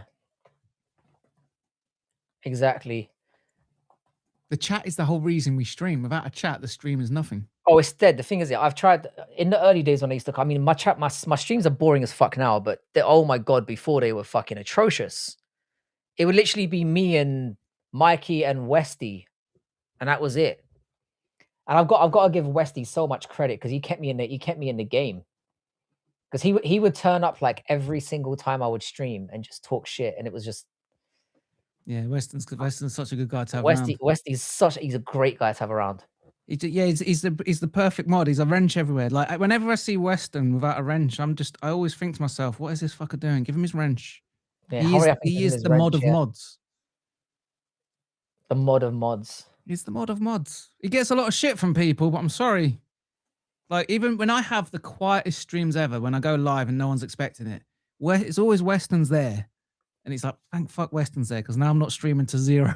Like, I get it. I got a lot. And he's so loyal as well. Like he'll always like shout you out and show you love and like And we've Weston created Frankie. Weston did. Do you know what? To be fair, it was actually a guy called Mikey who doesn't really come in here much anymore. He still messages me on Twitter, but he used to come in by himself. It was just me and him talking for like hours. And then I was almost ready to quit. And then Westy turned up. Because Westy was there fairly early. He was it was like a couple of months in. And then he directed me to places like Musical and to it's mostly Musical where I was like, I used to go into Musical. I still go into Musical streams now. I just don't chat as much. I'll sit in there and just listen to him strum away or talk about football or something. Yeah, that was the same for me, man. I was streaming to literally nothing. Just literally just me in a corner playing games to no one. The Musical stumbled across me. Really, I've known Musical for years. We used to do Vines. And yeah, he pushed a few of his chat over there. And the ones that stuck, it was like Weston, Jiggy, Black Betty and stuff. And once they sort of stuck, everyone else kind of jumped over as well. And that was it. Ever since, there's normally at least a hello if I'm streaming for a couple of, even in the most quiet streams. They'd pop in, say hello and stuff. Yeah, it's such just a great bunch of lads. It's a shame like the likes of Jiggy and stuff are so anonymous. Because I'd love to take them for a drink. You know what I mean? I'd love to go for a drink. Yeah, especially the guys that are living in the UK. Because like, there's a lot of us here. Yeah, and if Weston ever visited the UK, if I visited, 100%, I'd roll out the red carpet for Westy if he ever came to the UK. 100%. I don't know what I'm talking about now. Yeah, but no, it's a nice little community we've built up because it's just like, I mean, things are starting to quiet down a little bit at the moment, or it feels, or I don't know, like maybe I'm just not as engaged as I used to be. But no, I've been grateful for it for the people that have been here all along the way. It's mad to think that. I mean, how long have you been doing this now? About a year? Oh, mate, I've started in 23, but I streamed for a bit, stopped for 6 months, did about 5 streams, stopped for 6 months again, and now I'm back. So yeah, collectively, I've probably been streaming for about 9 months, but with big long breaks. So technically, about 2 or 3 years now.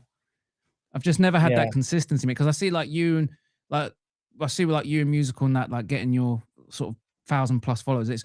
You got that because you were consistent, right? You were just there week in, week out. Yeah, I've never put, my longest stretch of streaming was about 5 months of consistent streaming. I've just never been able to get that consistent. You saw a big amount of growth in that time. Oh yeah, I fucked it. Oh big shit! Time. I think I just accidentally banned Musical. Oh shit! You did. I went to click on reply. It's all right. Weston's unhidden him for you. Westy, have you unhidden it? Oh shit! He did, yeah. I've got the actual chat pulled up. The restream chat. That was absolutely. So I clicked on because I'm using restream, not YouTube. Yeah, so when I've ditched it, mate. It only gives you the top chat. As I clicked it. Yeah. Do you know that restream? It only gives you the top chat, mate. You miss loads of messages. I know. We're missing out on so much chat. I know. Yeah. This has been a problem for ages. Like he better give me the abuse I deserve, for that. He will. Because now, do you know what's annoying? I can't see him. Yeah, he'll be there now. He's unhidden. Wait, let me see if he pops up. Hang on a second. Oh, there you are. He actually threw some shade as well. Musical. I'm so sorry, man. I was gonna troll and act like I did it on purpose. He was giving me some shit, by the way. He was saying it. I know he was. He was saying thanks. I thought it was a compliment at first when I first read it, and then I went to reply to it and laugh at it, and I've accidentally kicked him out or blocked him. Fuck. He deserves it. He's clipping away. Musical's got dirt on everyone. He's got clips of everyone. Any little silly noise. Don't get on Musical's bad side. He's got a catalog. Yeah. As soon as you get on his bad side, all the clips will come out. It doesn't matter. You think you're flawless, mate. I'm like, I haven't done that much. Nah, I've embarrassed myself plenty of times, and he's been there. You should piss him off one time just to find out exactly what he's got. But it's dangerous. Scared now. I'm scared. He's got me doing the most nonsense sounding Bosch noise ever. And I've tried it. I've heard the clip. I cannot recreate it. I just came out with this really gay Bosch noise. I cannot recreate it. There's worse things to get associated with you, though, isn't it? Like, I mean, the skeletons that are in some people's closets around here. Yeah.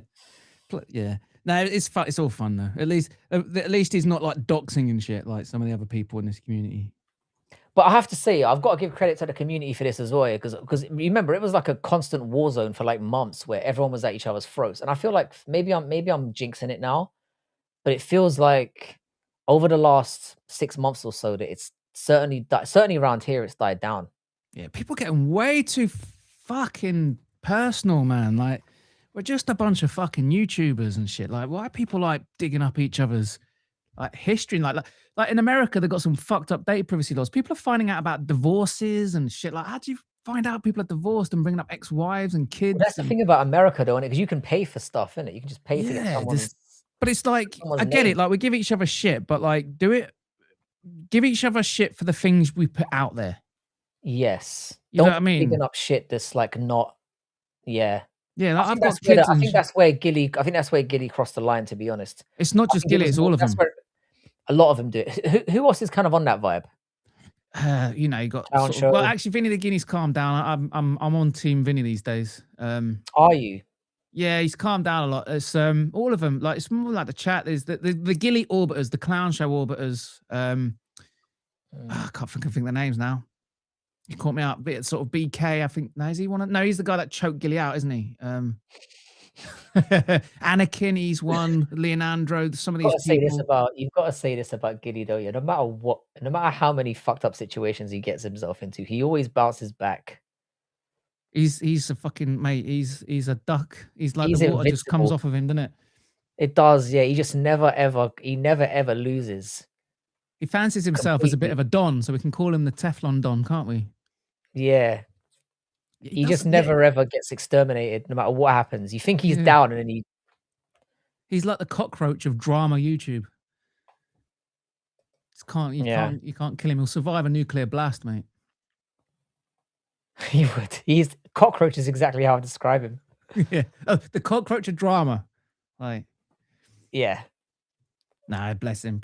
He really needs to stop people hate him, because I really don't. No, none of us hate him. We never hated him. We just sometimes didn't approve of what he did. And that was the main thing. And it's like, I'm very much looking forward to seeing what he's like in real life. To me, that's an experience I want to find out about. Yeah. You know? I just want to know. I can't believe he had a bloody street fight, though. What the fuck was he doing? Oh, the thing is, yeah, this is what I don't understand, to get back to that. Yeah, I've only seen some parts of the footage here, which, by the way, you know, him just his head coming up out of the camera. Yeah, that's the only part I've seen. But do you remember when he was going to meet, what's his name, Prince's Parlay? I know it's Prince. People call Parlay him Princess or something. Parlay Princess, yeah. Yeah. Oh, is that another one of the orbiters that always want to dox things? I see alt accounts like putting Lane's full name in all the time. I've got it filtered out now. I've actually, because obviously I shouldn't know it. I wish I didn't, but yeah, like they put her full name in chat. Yeah, one of those guys.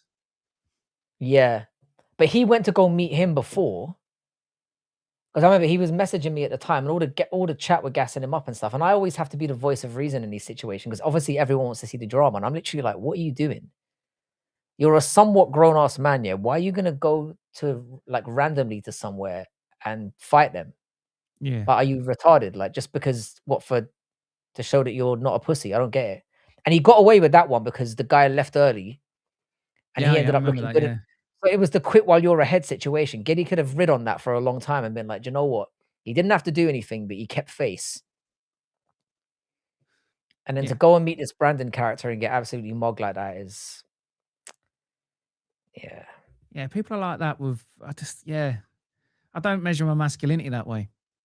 No, I don't give a fuck. I mean, Yeah. There's a to be honest with you, there's a time when I would have, yeah, but that's when I was really young. I used to like, get into situations that really I was better off avoiding because the outcome was never going to be good. It's either you're going to end up getting hospitalized or you're going to end up in jail. One of the two, or getting arrested. Yeah, definitely. And I would have done it anyway just to prove a point. But now I'm like, what? Nah. Yeah, and there's all these people I that want want to go home. They like they fancy themselves as martial artists and they claim or they train or otherwise. And I've done martial arts, and the first lesson of every martial arts I've tried is the best way to win a fight is to not get in one. Like, what are you fucking 100%. doing? Like, It's every about martial arts respect teaches you to also, walk away. Yeah. I don't get it. It's like it's not an honorable thing to do. It's a dickhead thing to do. It doesn't prove masculinity. I just don't understand the motivation. I've learned it actually takes it's harder to walk away than it is to get into a fight or to get into an argument. Sorry, it's harder to walk away because you're going to get seen, the way it feels, you kind of feel like less of a man, whatever. But to have the common sense in that moment when you're angry and you're trying to save face and to say, do you know what, I'm actually not fucking doing. I don't care what you think of me, and to walk away, I think is much harder than just getting into it with somebody. Yeah. I always I've got a young lad. Yeah, he's at that age now. He's always fucking scrapping. I keep telling him, just use your fucking words, mate.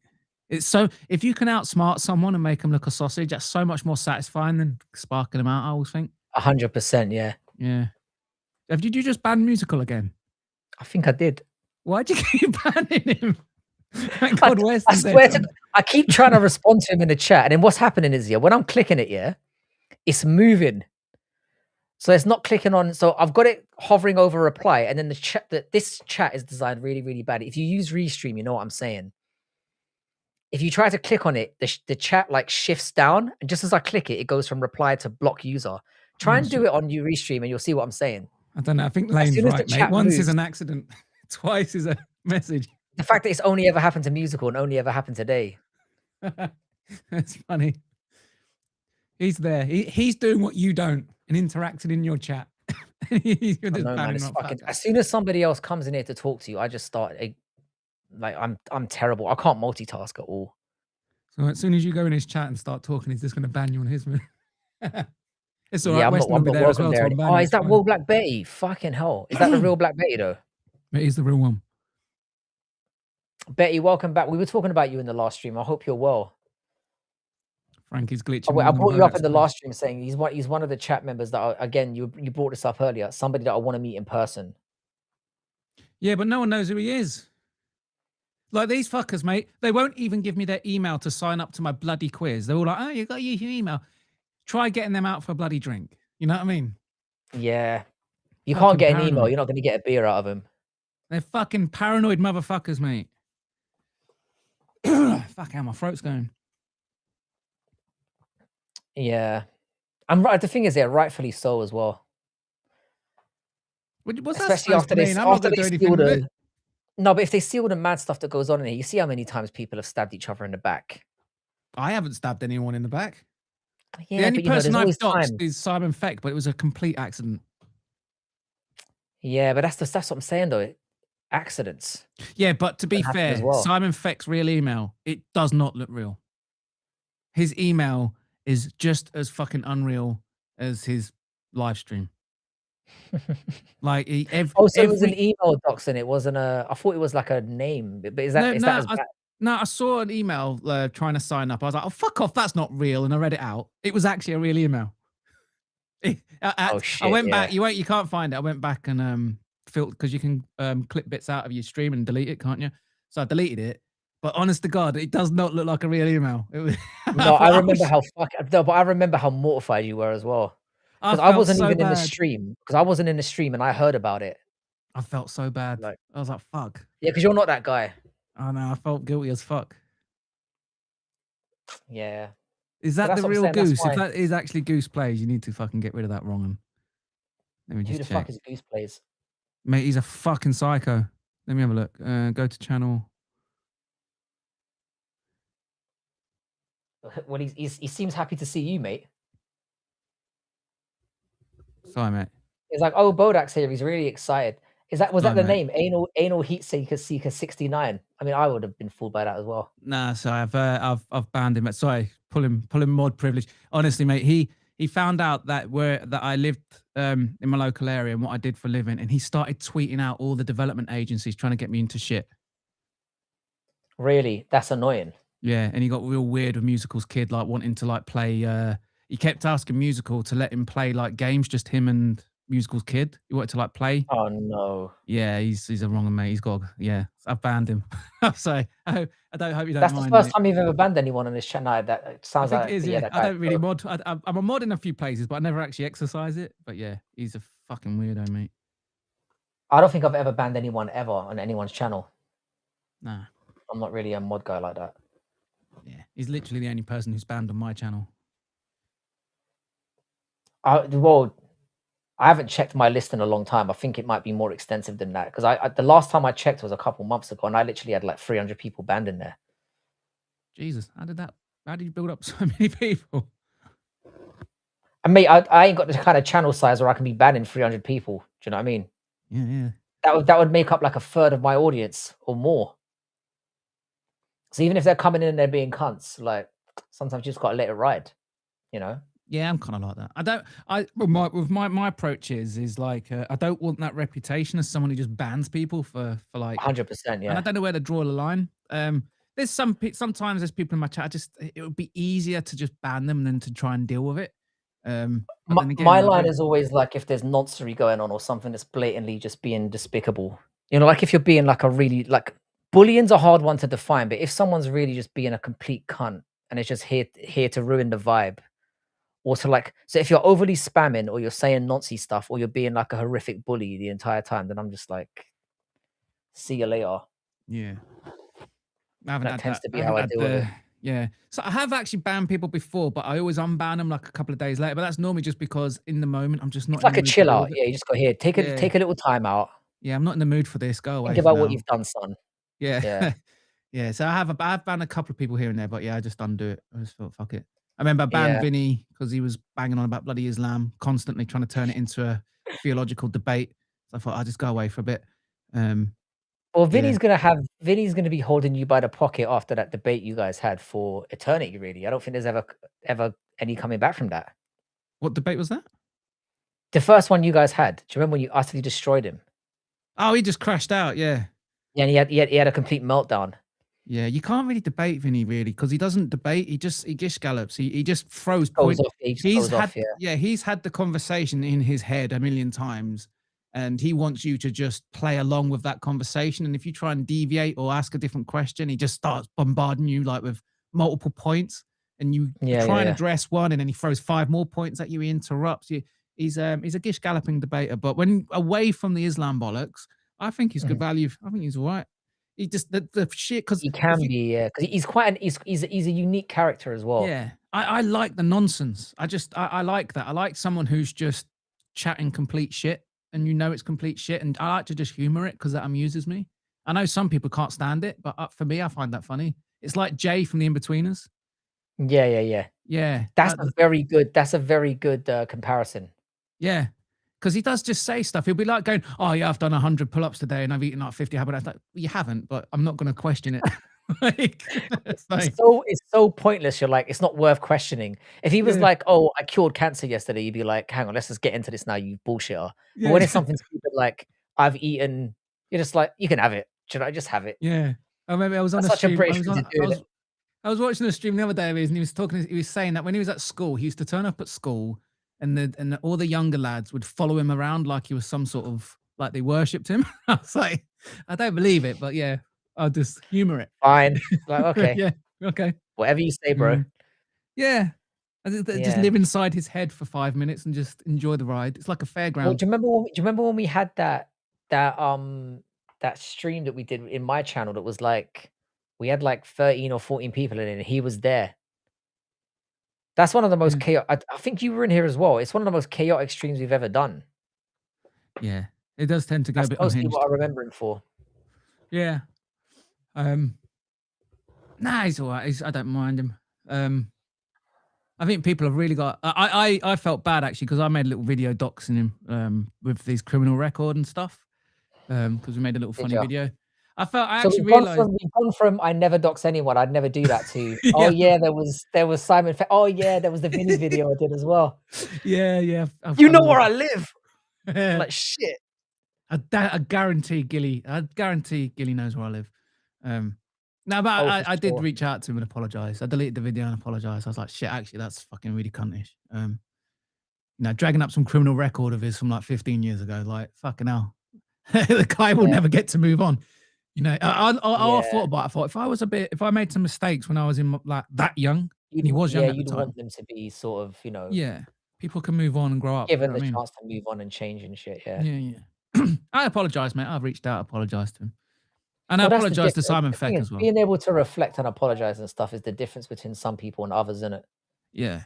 I don't you like get he jumps in the chats, mate, and I see him and everyone's like, oh, they're talking about his wife, they're talking about his fucking kids, and he's calling him a I'm like, fuck me, man. Like, that's personal shit. Like, roast him for the stuff and it's not like he doesn't give enough ammunition for some of the shit he says on stream. You know what I mean? Roast him for that, you know? Like, no, there's plenty of ammunition. Yeah, it's what we do with Gilly. Like, I try and roast Gilly for the shit he's claimed he's on stream, like the 5th Dan black belt, the McLaren, and all these things. I stick to the stuff he said on stream. Ludicrous. Yeah, you don't start making like personal jibes or talking about stuff that's, you know, in his personal life that he doesn't openly talk about, because that's just exactly. Yeah. Again, that's a British thing again, though.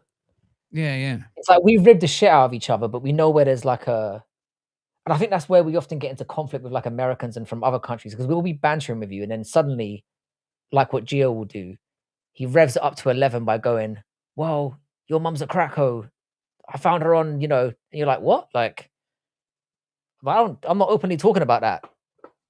You know? Yeah. You should be able to openly talk about what people bring to the public. You shouldn't be digging shit up. Yeah, exactly. Plus, it stays fun. It stays fun. That's how it remains fun. It remains fun roasting someone for the stupid shit they've actually said. Yeah. That's in good spirits. That's just, you've said it, now you're gonna get fucking roasted for it. Like, that's my mentality anyway. That's what I try and stick to. Yeah, and that's it. It's all just banner at the end of the day. Because I remember, I think the last time you, me, and brutally like absolutely abused the shit out of him, he sent me a message that made me feel really guilty. Oh no. Did he? And I was like, I think we genuinely hurt his feelings, and I was like, shit, I'm not doing this anymore. So even when he comes in now, I don't banter with him anymore like that. Yeah. Well, his first mistake was trying to give it back to Brutal, because that guy is a savage. No, he's a savage. Yeah, you can't fuck with Brutal. Like I can be a savage, especially when I get drunk, but I know who not to fuck with, and Brutal was one of those guys. Yeah, he's the kind of guy that will make you cry then laugh at you for it. 100%. Yeah. That was his first mistake. I've got a soul in here somewhere. Yeah. Whereas Brutal doesn't. He's brutal. Yeah, he lives up to the hype. He lives up to the name. Absolutely. Yeah, he is the truth. I am scared about meeting up with him. Like, I'm thinking, like, you know. No, I've met him in person. He's a lovely lad. Yeah, I know he's lovely, man. Because like when I was going through some shit earlier this year, he was one of the ones who was like reaching out, making sure I was all right. Yeah, he has got a heart of gold, really. He's genuinely just a good person. Yeah, it's just when you play those games with him, he goes for your throat, like metaphorically speaking. He does, yeah. Yeah, he does. So it's like, yeah, there's certain people you just can't. Yeah. But that's what I'm saying. We're gearing up for a very interesting summer, and this is why I'm saying it. If you've got any suggestions for how I can fuck with him, I'm all in. I don't think I've got the heart to come up with anything myself. I don't want to ruin his life or anything, but I genuinely think he would be. I think we just got to put the camera on and let it roll. Yeah, I think he's also quite like he brags a lot about his, you know, he considers himself a bit of a ladies' man. I'd love to just see I tell you something. He will paid for a stripper and just watched the stripper like go for him, like do her thing. Would he be comfortable with that? And if not, how uncomfortable? Yeah, that's interesting. Yeah, I could go. I may set some hookers on him. Maybe that's what I'm thinking. I just want to see the awkwardness unveil, just seeing how he handles that. Because I'll tell you something. Yeah, like I struggled with that kind of. Because I struggled with that kind of overt. I don't know, like just it being in your face. Yeah. I really struggled. When I first went out there, I was like, oh, I'm going to go out there. I'm going to have some fun. I'm just going to, these are the pre-marriage days. I'm going to go out there. I'm going to party. And then the fact that they're so in your face and they're kind of like, it goes from being like, you've got to work game when you're here to not having to do anything. That it's very overwhelming. Yeah. It totally took me off guard, and I'm kind of interested to see if he'll respond in the same way.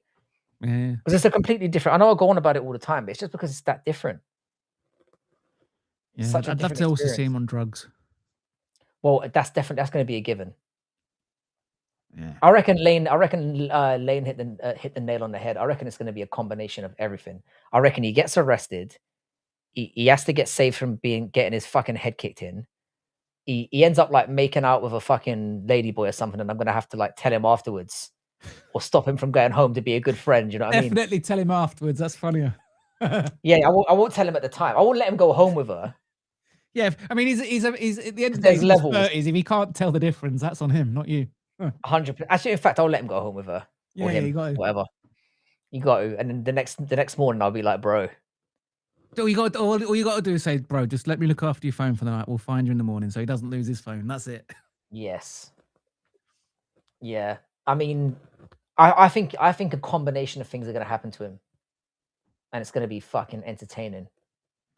Yeah. How long is, because he's going at a different time to you? How many days are you going to get together? Well, I'm there for basically like 24 days or something like that. He's going to be there for like 15 of them. Oh shit. So he's there for a considerable, but I've already told him like, look, I'm not going to be out there holding your hand every day. You got to go and do your thing.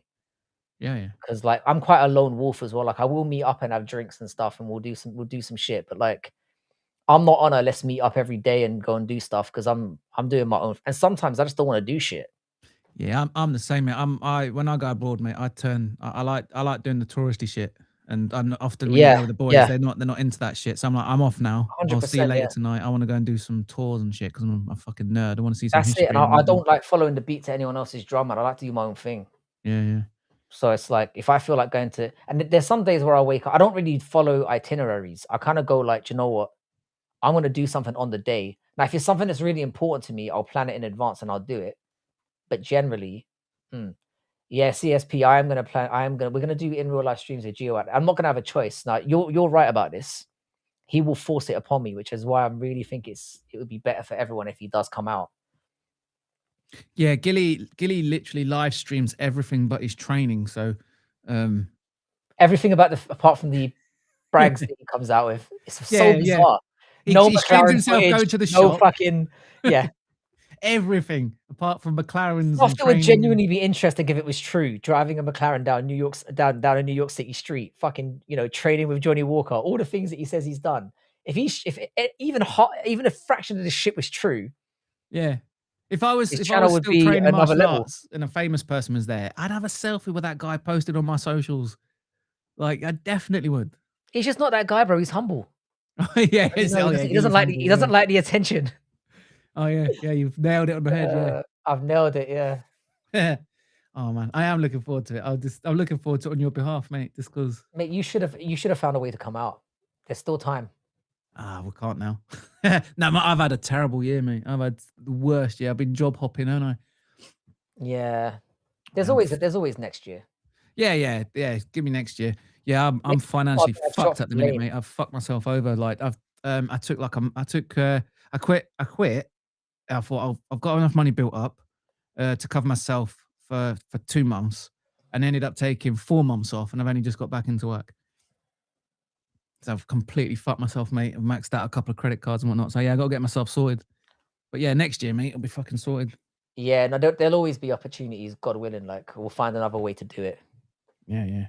I had to do it, though. I had to do it, mate, because it was the only way I was ever going to get my fucking setup done. Yeah, I know. You needed the time. I just had to, mate. Hopefully, like I said, if he comes out and starts live streaming, I can't see a world where it isn't fucking hilarious or fucked up. It's going to be, it will be entertaining for people one way or another. Yeah. So it might be worth looking at. If you're not a fan of Gio's channel, you're not subscribed to him, it might be the right time to do it now to get back on the train. Because if he does come out, which again, after speaking to you today, I'm kind of 50-50 on that now. I'm not even sure. Well, Caravaggio says he's going to turn up, so. Yeah, Caravaggio seems convinced, but Lane is like, he misses the flight, but then I don't know, man. The fact that I didn't consider that as a possibility is crazy. Yeah, Given his he's reputation, such an enigma. But then again, he was like with the laptop and shit. It was and and it just seemed like excuse after excuse. But he came through. You just don't know with the guy. Don't know. Yeah, sometimes he makes an outlandish claim and comes through. Then sometimes it's like the McLaren and that he doesn't. It's like it's such an inconsistent. It's so inconsistent. Well, I should have put that as the poll. Fuck the Ian Garry shit. It should have been. Do you know what? I'll do one tomorrow. I'll turn up tomorrow because I've got time before he turns up. Does Gio pull up or not? Yeah. I'm hoping Ian Garry wins myself. I can't bring myself to. I hate Islam more. Ian Garry's a lolcow and he's funny to troll, but I just don't like Islam Makhachev at all. I just hate him. I hate the whole Dagestani thing.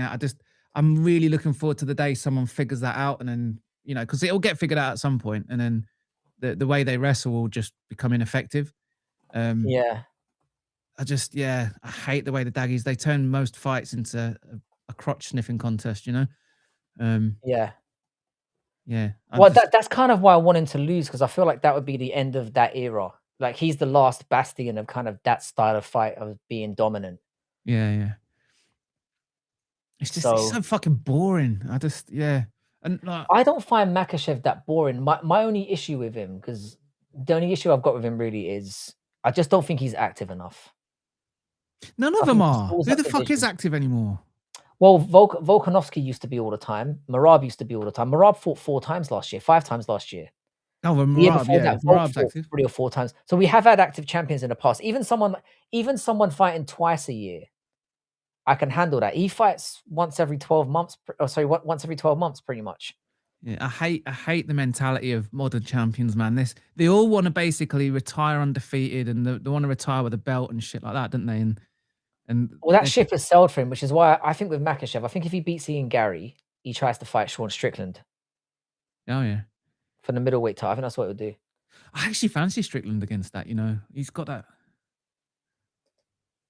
You never know with Strickland, do you? Oh, Strickland would beat the fuck out of Makhachev. He'll just do his Philly shell, won't he, and do his little weird front kick. Well, because he brings the pace, and he's very hard to take down and keep down. He would fucking destroy Makhachev, in my opinion. Horrible matchup for Makhachev. I do like Strickland. He's one of my favorite fighters. I just love the mouth on him. That guy does not give a fuck. No.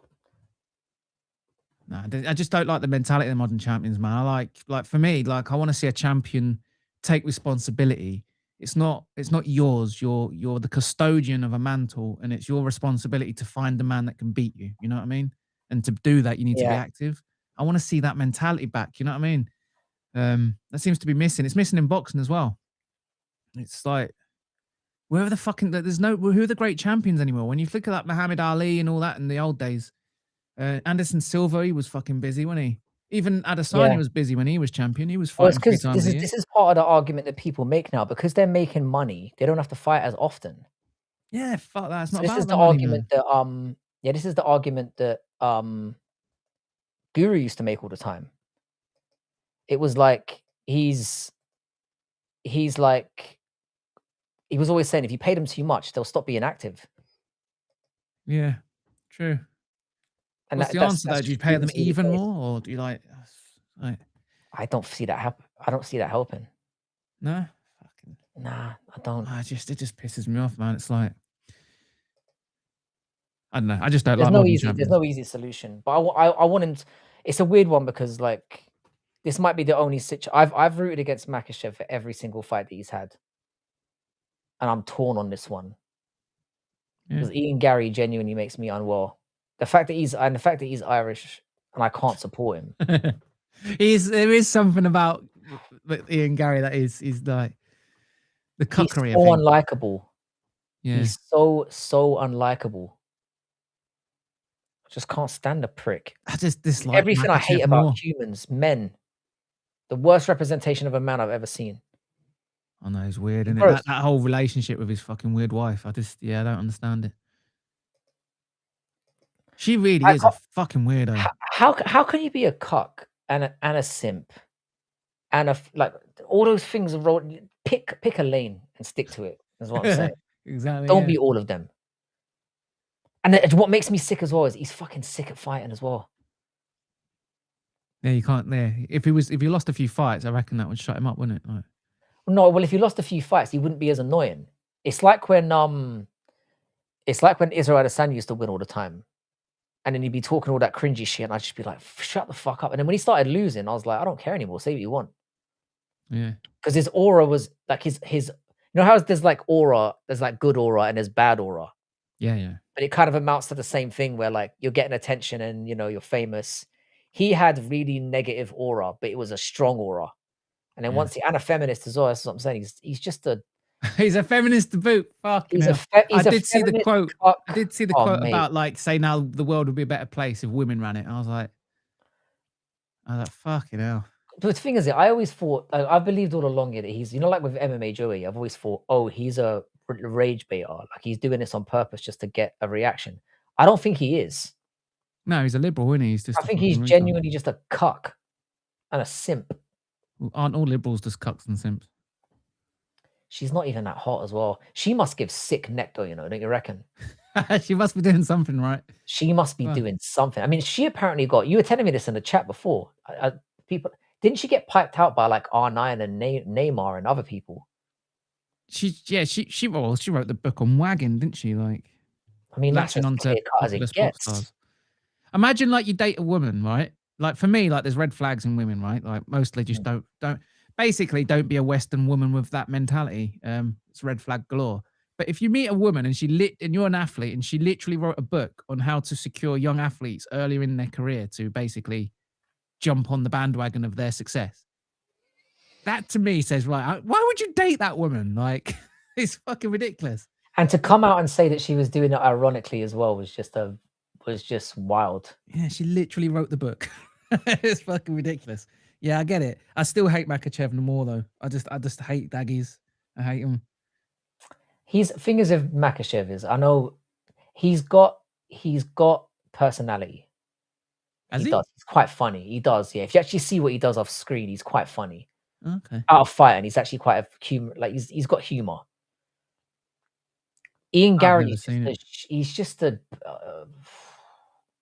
he's everything I hate about modern society wrapped into one despicable human. He just is. Everything that makes like that they're trying to like the liberal media are trying to turn men into. He is an embodiment of that. Yeah, and it certainly helps sort of push back against that narrative when they're not good at fighting. That's the problem is he'd fuck you up. Yeah, he's that good, isn't he? He can talk. He'll sit in the corner and let you fuck his wife, but then he'll beat you up. Yeah, I can't wrap my head around that. I know, and the guys who are there while he's watching, they're brave. Say he has a sudden change. He suddenly changes his mind.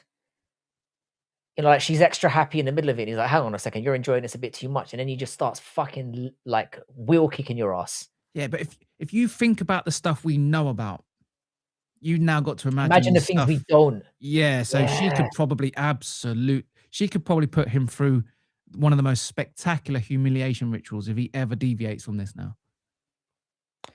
The dirt she's got on him is probably he can never leave her.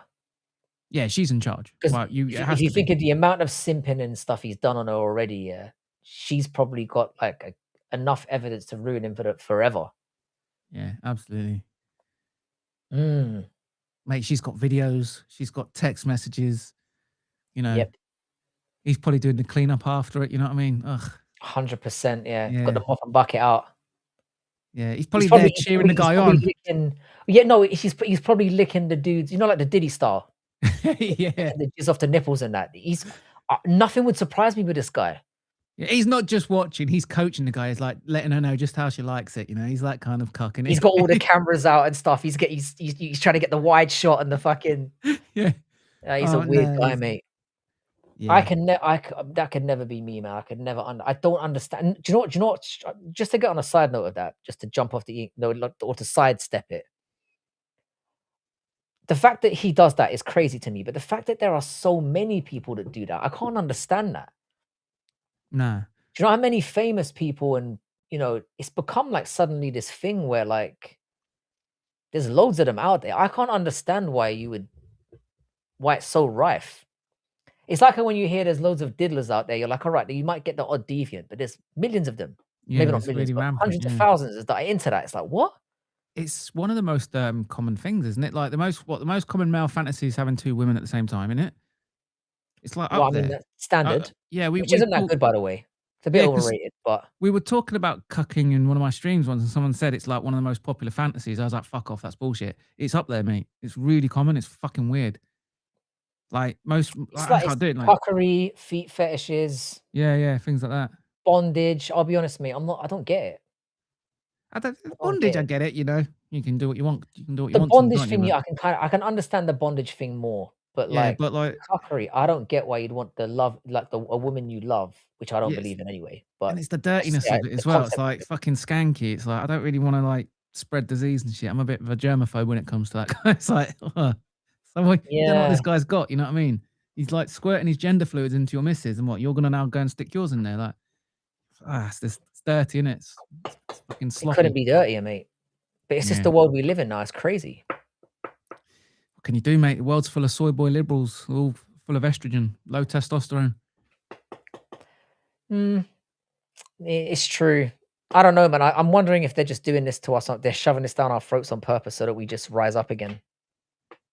They're trying to Well, it's make us got to feel like fucking the rise up at minority. some point, mate, because this fucking world we live in is It's feminine as happening fuck. now. This It's country's happening now. feminized to fuck. It's doing my head in. I don't think it's gonna last much longer. Nah.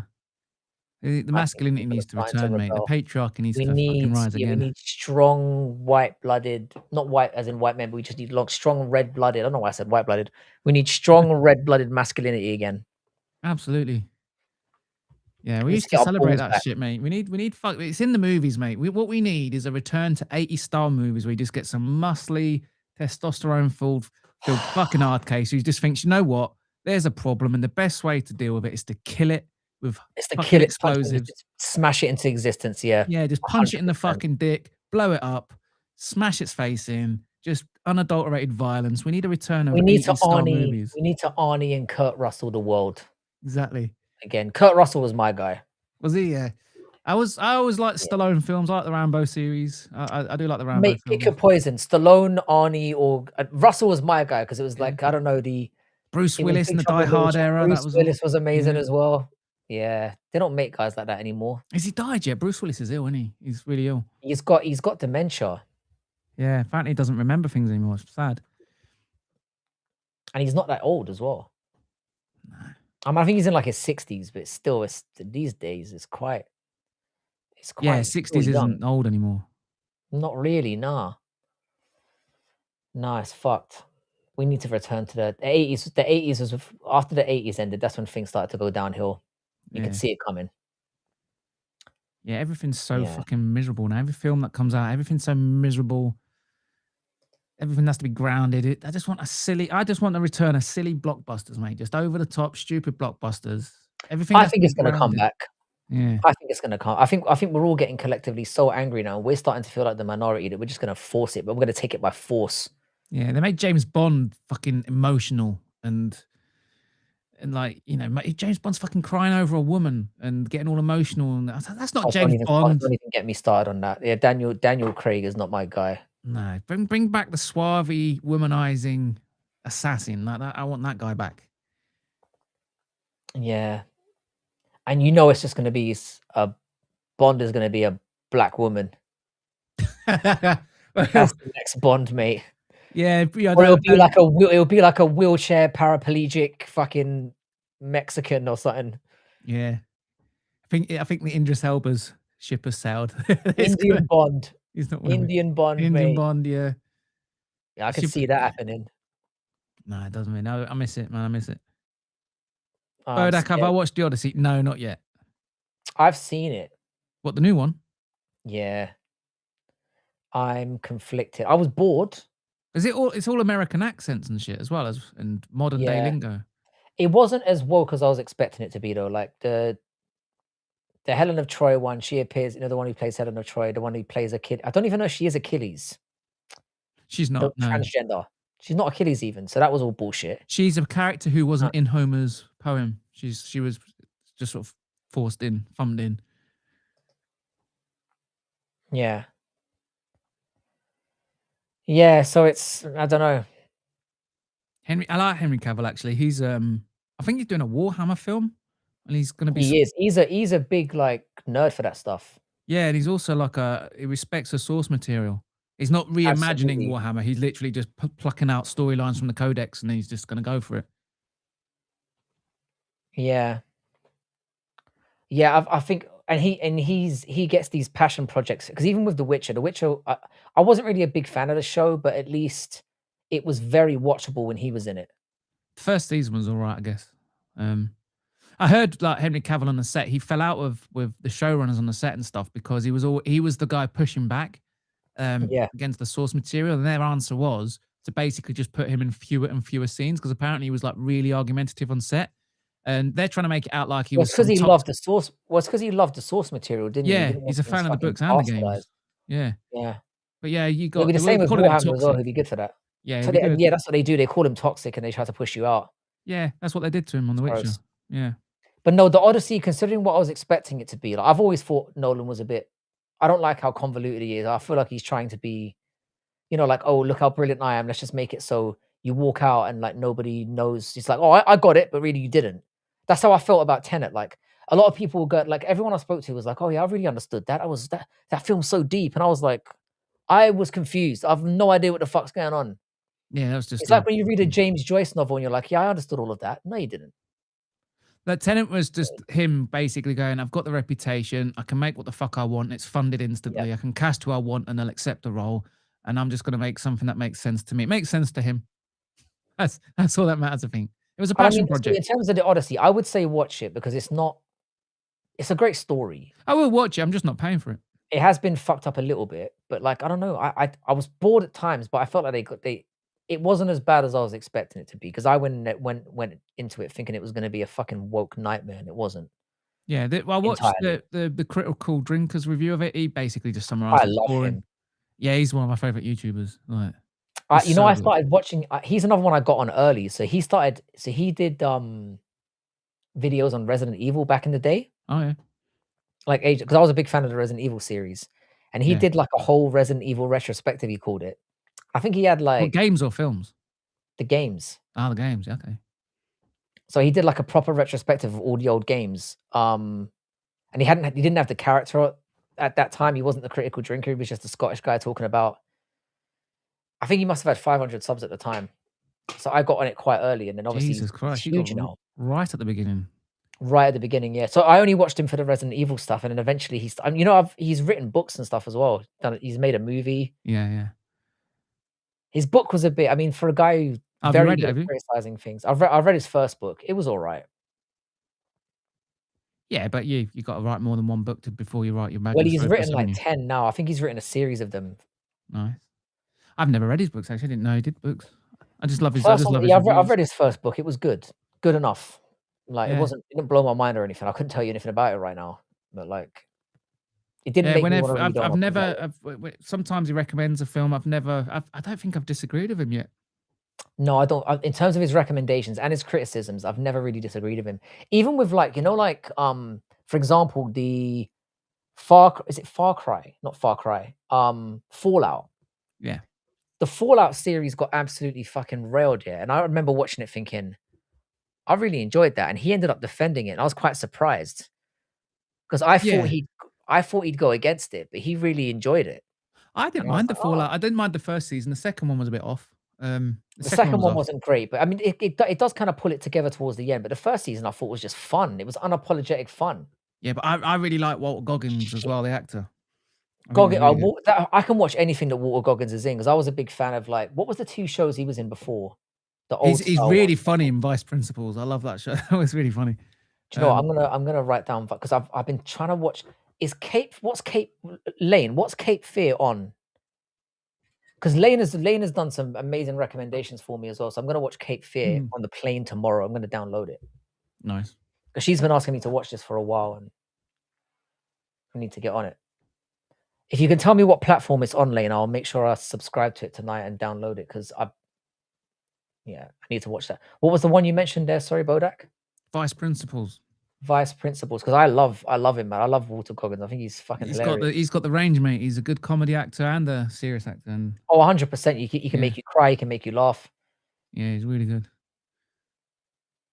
Yeah, I like it. There's just something, I don't know. I was gonna say charming, but no, he's a genuine actor, mate. He's really good. He's a good character actor. You forget, you can forget that it's him. Yeah, which is what you want. Really. Yeah, it's not like when you watch a Rock film or like Jason Momoa. They're just the same in every fucking film. The same cunt in everything. Yeah. Oh, Righteous Gemstones as well. Yeah, if you could tell me what Cape Fear is on, because I need to Apple. I'll fuck it. I'll subscribe to it for a month. I'll get it. Yeah, you could just torrent that shit. But I just bring like a phone with me or a thing. I don't really carry stuff with me like that anymore. Oh, remember, I'm going to Thailand, mate. You just been telling me your mate just lost all of his possessions. Yeah, he was a fucking idiot, mate. He was naive. Yeah, I did have another mate who went out there, ended up living there. He lived there. He went to an island called Koh Tao, I think it was called. Yeah. And he was gonna go. He was gonna go traveling. That was the first place he went, and then he just stayed there for 6 months. He was only going out there for a month. He ended up staying there for 6 months. The only reason he left was because you only get that much time. And then the next year he went back. He ended up staying out there for 2 years. And he used to go to what was it, Laos or Cambodia? The one he had to go to. You go out and then come back. I think you can do both. Yeah, you have to go out and 2 weeks, don't you? Yeah, you have to do 2 weeks outside. You can literally step over. You can literally step over the border now for a day and go back in. I thought you had to wait 2 weeks. Yeah, but that's what he did. People always do it. But yeah, he did that for a couple of years. I reckon that would happen to if you went over there. I reckon the same thing would happen to you, mate. I want to leave this country as soon as my kids are old enough, and as long as the internet connection's good, I'm happy. Come back. I just need a good internet connection, mate. That's all I need. I can't live life without my computers, mate. I am a screen junkie. You might struggle. No, I reckon it will pull you out of that. Yeah. Yeah. Yeah, we'll see. I won't be able to dress up as Bodak out there. That'd be way too hot. Nah, you definitely won't get away with that. No. But it's rainy season now, so at least there'll be a few showers to enjoy. Yeah. I'm definitely going to go out there though, but it's going to be a couples thing. Like my girlfriend's going to want to go with me. Oh, and then you can't do that. Yeah, she's going to want to do the entire thing. Yeah, it's all going to be proper hotels, everything else, because she's my girlfriend likes to book everything. Like she likes to know exactly what we're going to be doing. Likes an itinerary. My wife is the same, and she pulls the same crap. So like, I went to the only time I haven't enjoyed going there is when I went. Well, it's not that I didn't enjoy it; it was just not as fun. But then I got to see stuff that I wouldn't usually see if I was by myself. So it was like, I mentioned I went to the Ladyboy Cabaret. She took us to that. Oh, nice. Yeah. Because I wouldn't sign up for that just because. Well, I did that when my girlfriend went to Amsterdam. I've been there a whole bunch of times, and most of the times I get stoned in a coffee shop, and then we go and look at sex shows and shit or strip clubs with the lads. When I went with her, we were going out there and we did this tour, learning how they made clogs. We made some wooden clogs. We were doing these bike rides and shit. So yeah, when it's good. Your girlfriend, like when you go with your girlfriend, it's just different. It's a completely different experience. It's a different experience. That's what. But yeah, you do get to. They do have a habit of getting you to. Yeah, you see more of the whatever it is with them. You get involved in more touristy shit, don't you? Like 100%. Yeah, and you need to. And the thing is, in places like that, there is two sides to it. Yeah. If you just go with the lads, you're going to do all the debauchery and stuff. But then you go and see the elephants. You go and see the temples. There's so many nice places to go and see that you otherwise wouldn't. If you were, yeah, that's exactly what we'll be doing. We'll be going to go and see the temples and shit like that. Maybe you can do because like I said, if I was you, go there for 6 weeks or something. Don't do just a week or two. You can't do a week, definitely. Yeah, we spoke about that. 2 weeks minimum. We spoke about it. We said we're probably going to use up our entire year's holiday on it. Yeah, and she's a Buddhist as well, so she'll be all over those temples. Up for that, all over it. Yeah. Anyway, man, this has been fun. Man. I kind of skipped by really, really quickly. What we'll do is, when we do one of the IRLs over there, we can get you on as like a commentator. Yeah, I'm up for that. So I'll send you a link, and then you can just jump in and be like, get him to do that, and you can just You tell you what, you keep an eye on Gilly with my voice in your ear, and then I'll keep up with your chat for you, and then feed it all through. Perfect. We've nailed it. Because that's another reason why I don't do it as well. Because I'm like, there's all this stuff going on, and then the chat's talking to me, and then I'm like, it's very overwhelming for me. But if you can be my eyes and ears, Yeah, take your microphones with you because that's you got a clip for you and Gilly. I've already got it packed. I've already got it packed in. Nice. So my intention is to do it. So like, I just need encouragement. Absolutely. Well, you'll definitely get it from your chat. They're a bunch of savages, mate. They'll be getting Gilly to do. They're gonna love it. Yeah, they'll be coming up with suggestions for sure. Because I'm not evil enough to take advantage of him. I just don't have it in my heart, mate. Yeah, there's a somebody fine tells me line to, between then I guilt and might. fun, isn't there? With that. 100%. But if someone goes, do that, I might just in the spur of the moment just do it. Yeah. I mean, at the end of the day, he's a grown boy. It's on him to do it. No. Yeah. And I mean, I wouldn't put him in like fucking mortal danger or anything, but would I humiliate him? 100%. Absolutely. 100. That's different, you know. He cannot leave that place without having at least one lap dance from a tranny. Mate, and the thing is, it's not like we're gonna have to set him up. I'm just gonna. It's like I said, we've given him the rope, as in come out there. We know what happens next. Yeah. He's giddy, man. He's gonna put his foot in it sooner or later. I just can't wait to see the facial expressions on his. 100%. Because sensible people go out there and fuck up royally. Yeah. So someone who's already got a few screws loose and is a bit, you know, he's a bit like he can be manipulated, malleable. Mate, it's going to be funny to watch what he gets into. Yeah, I'm looking forward to it, man. Yeah, we're gonna have to document the whole thing. It's going to be hilarious. Definitely. Thank you for coming on, mate. No worries. Fun. Anytime. Keep in touch, and we will plan. Vody Frank is a different animal. And that's what I'm saying. I'm going to be drunk as fuck out there. I've been 6 months off the booze. Oh, mate, your tolerance is like non-existent at this point after 6 months. Nah, probably not. We'll see.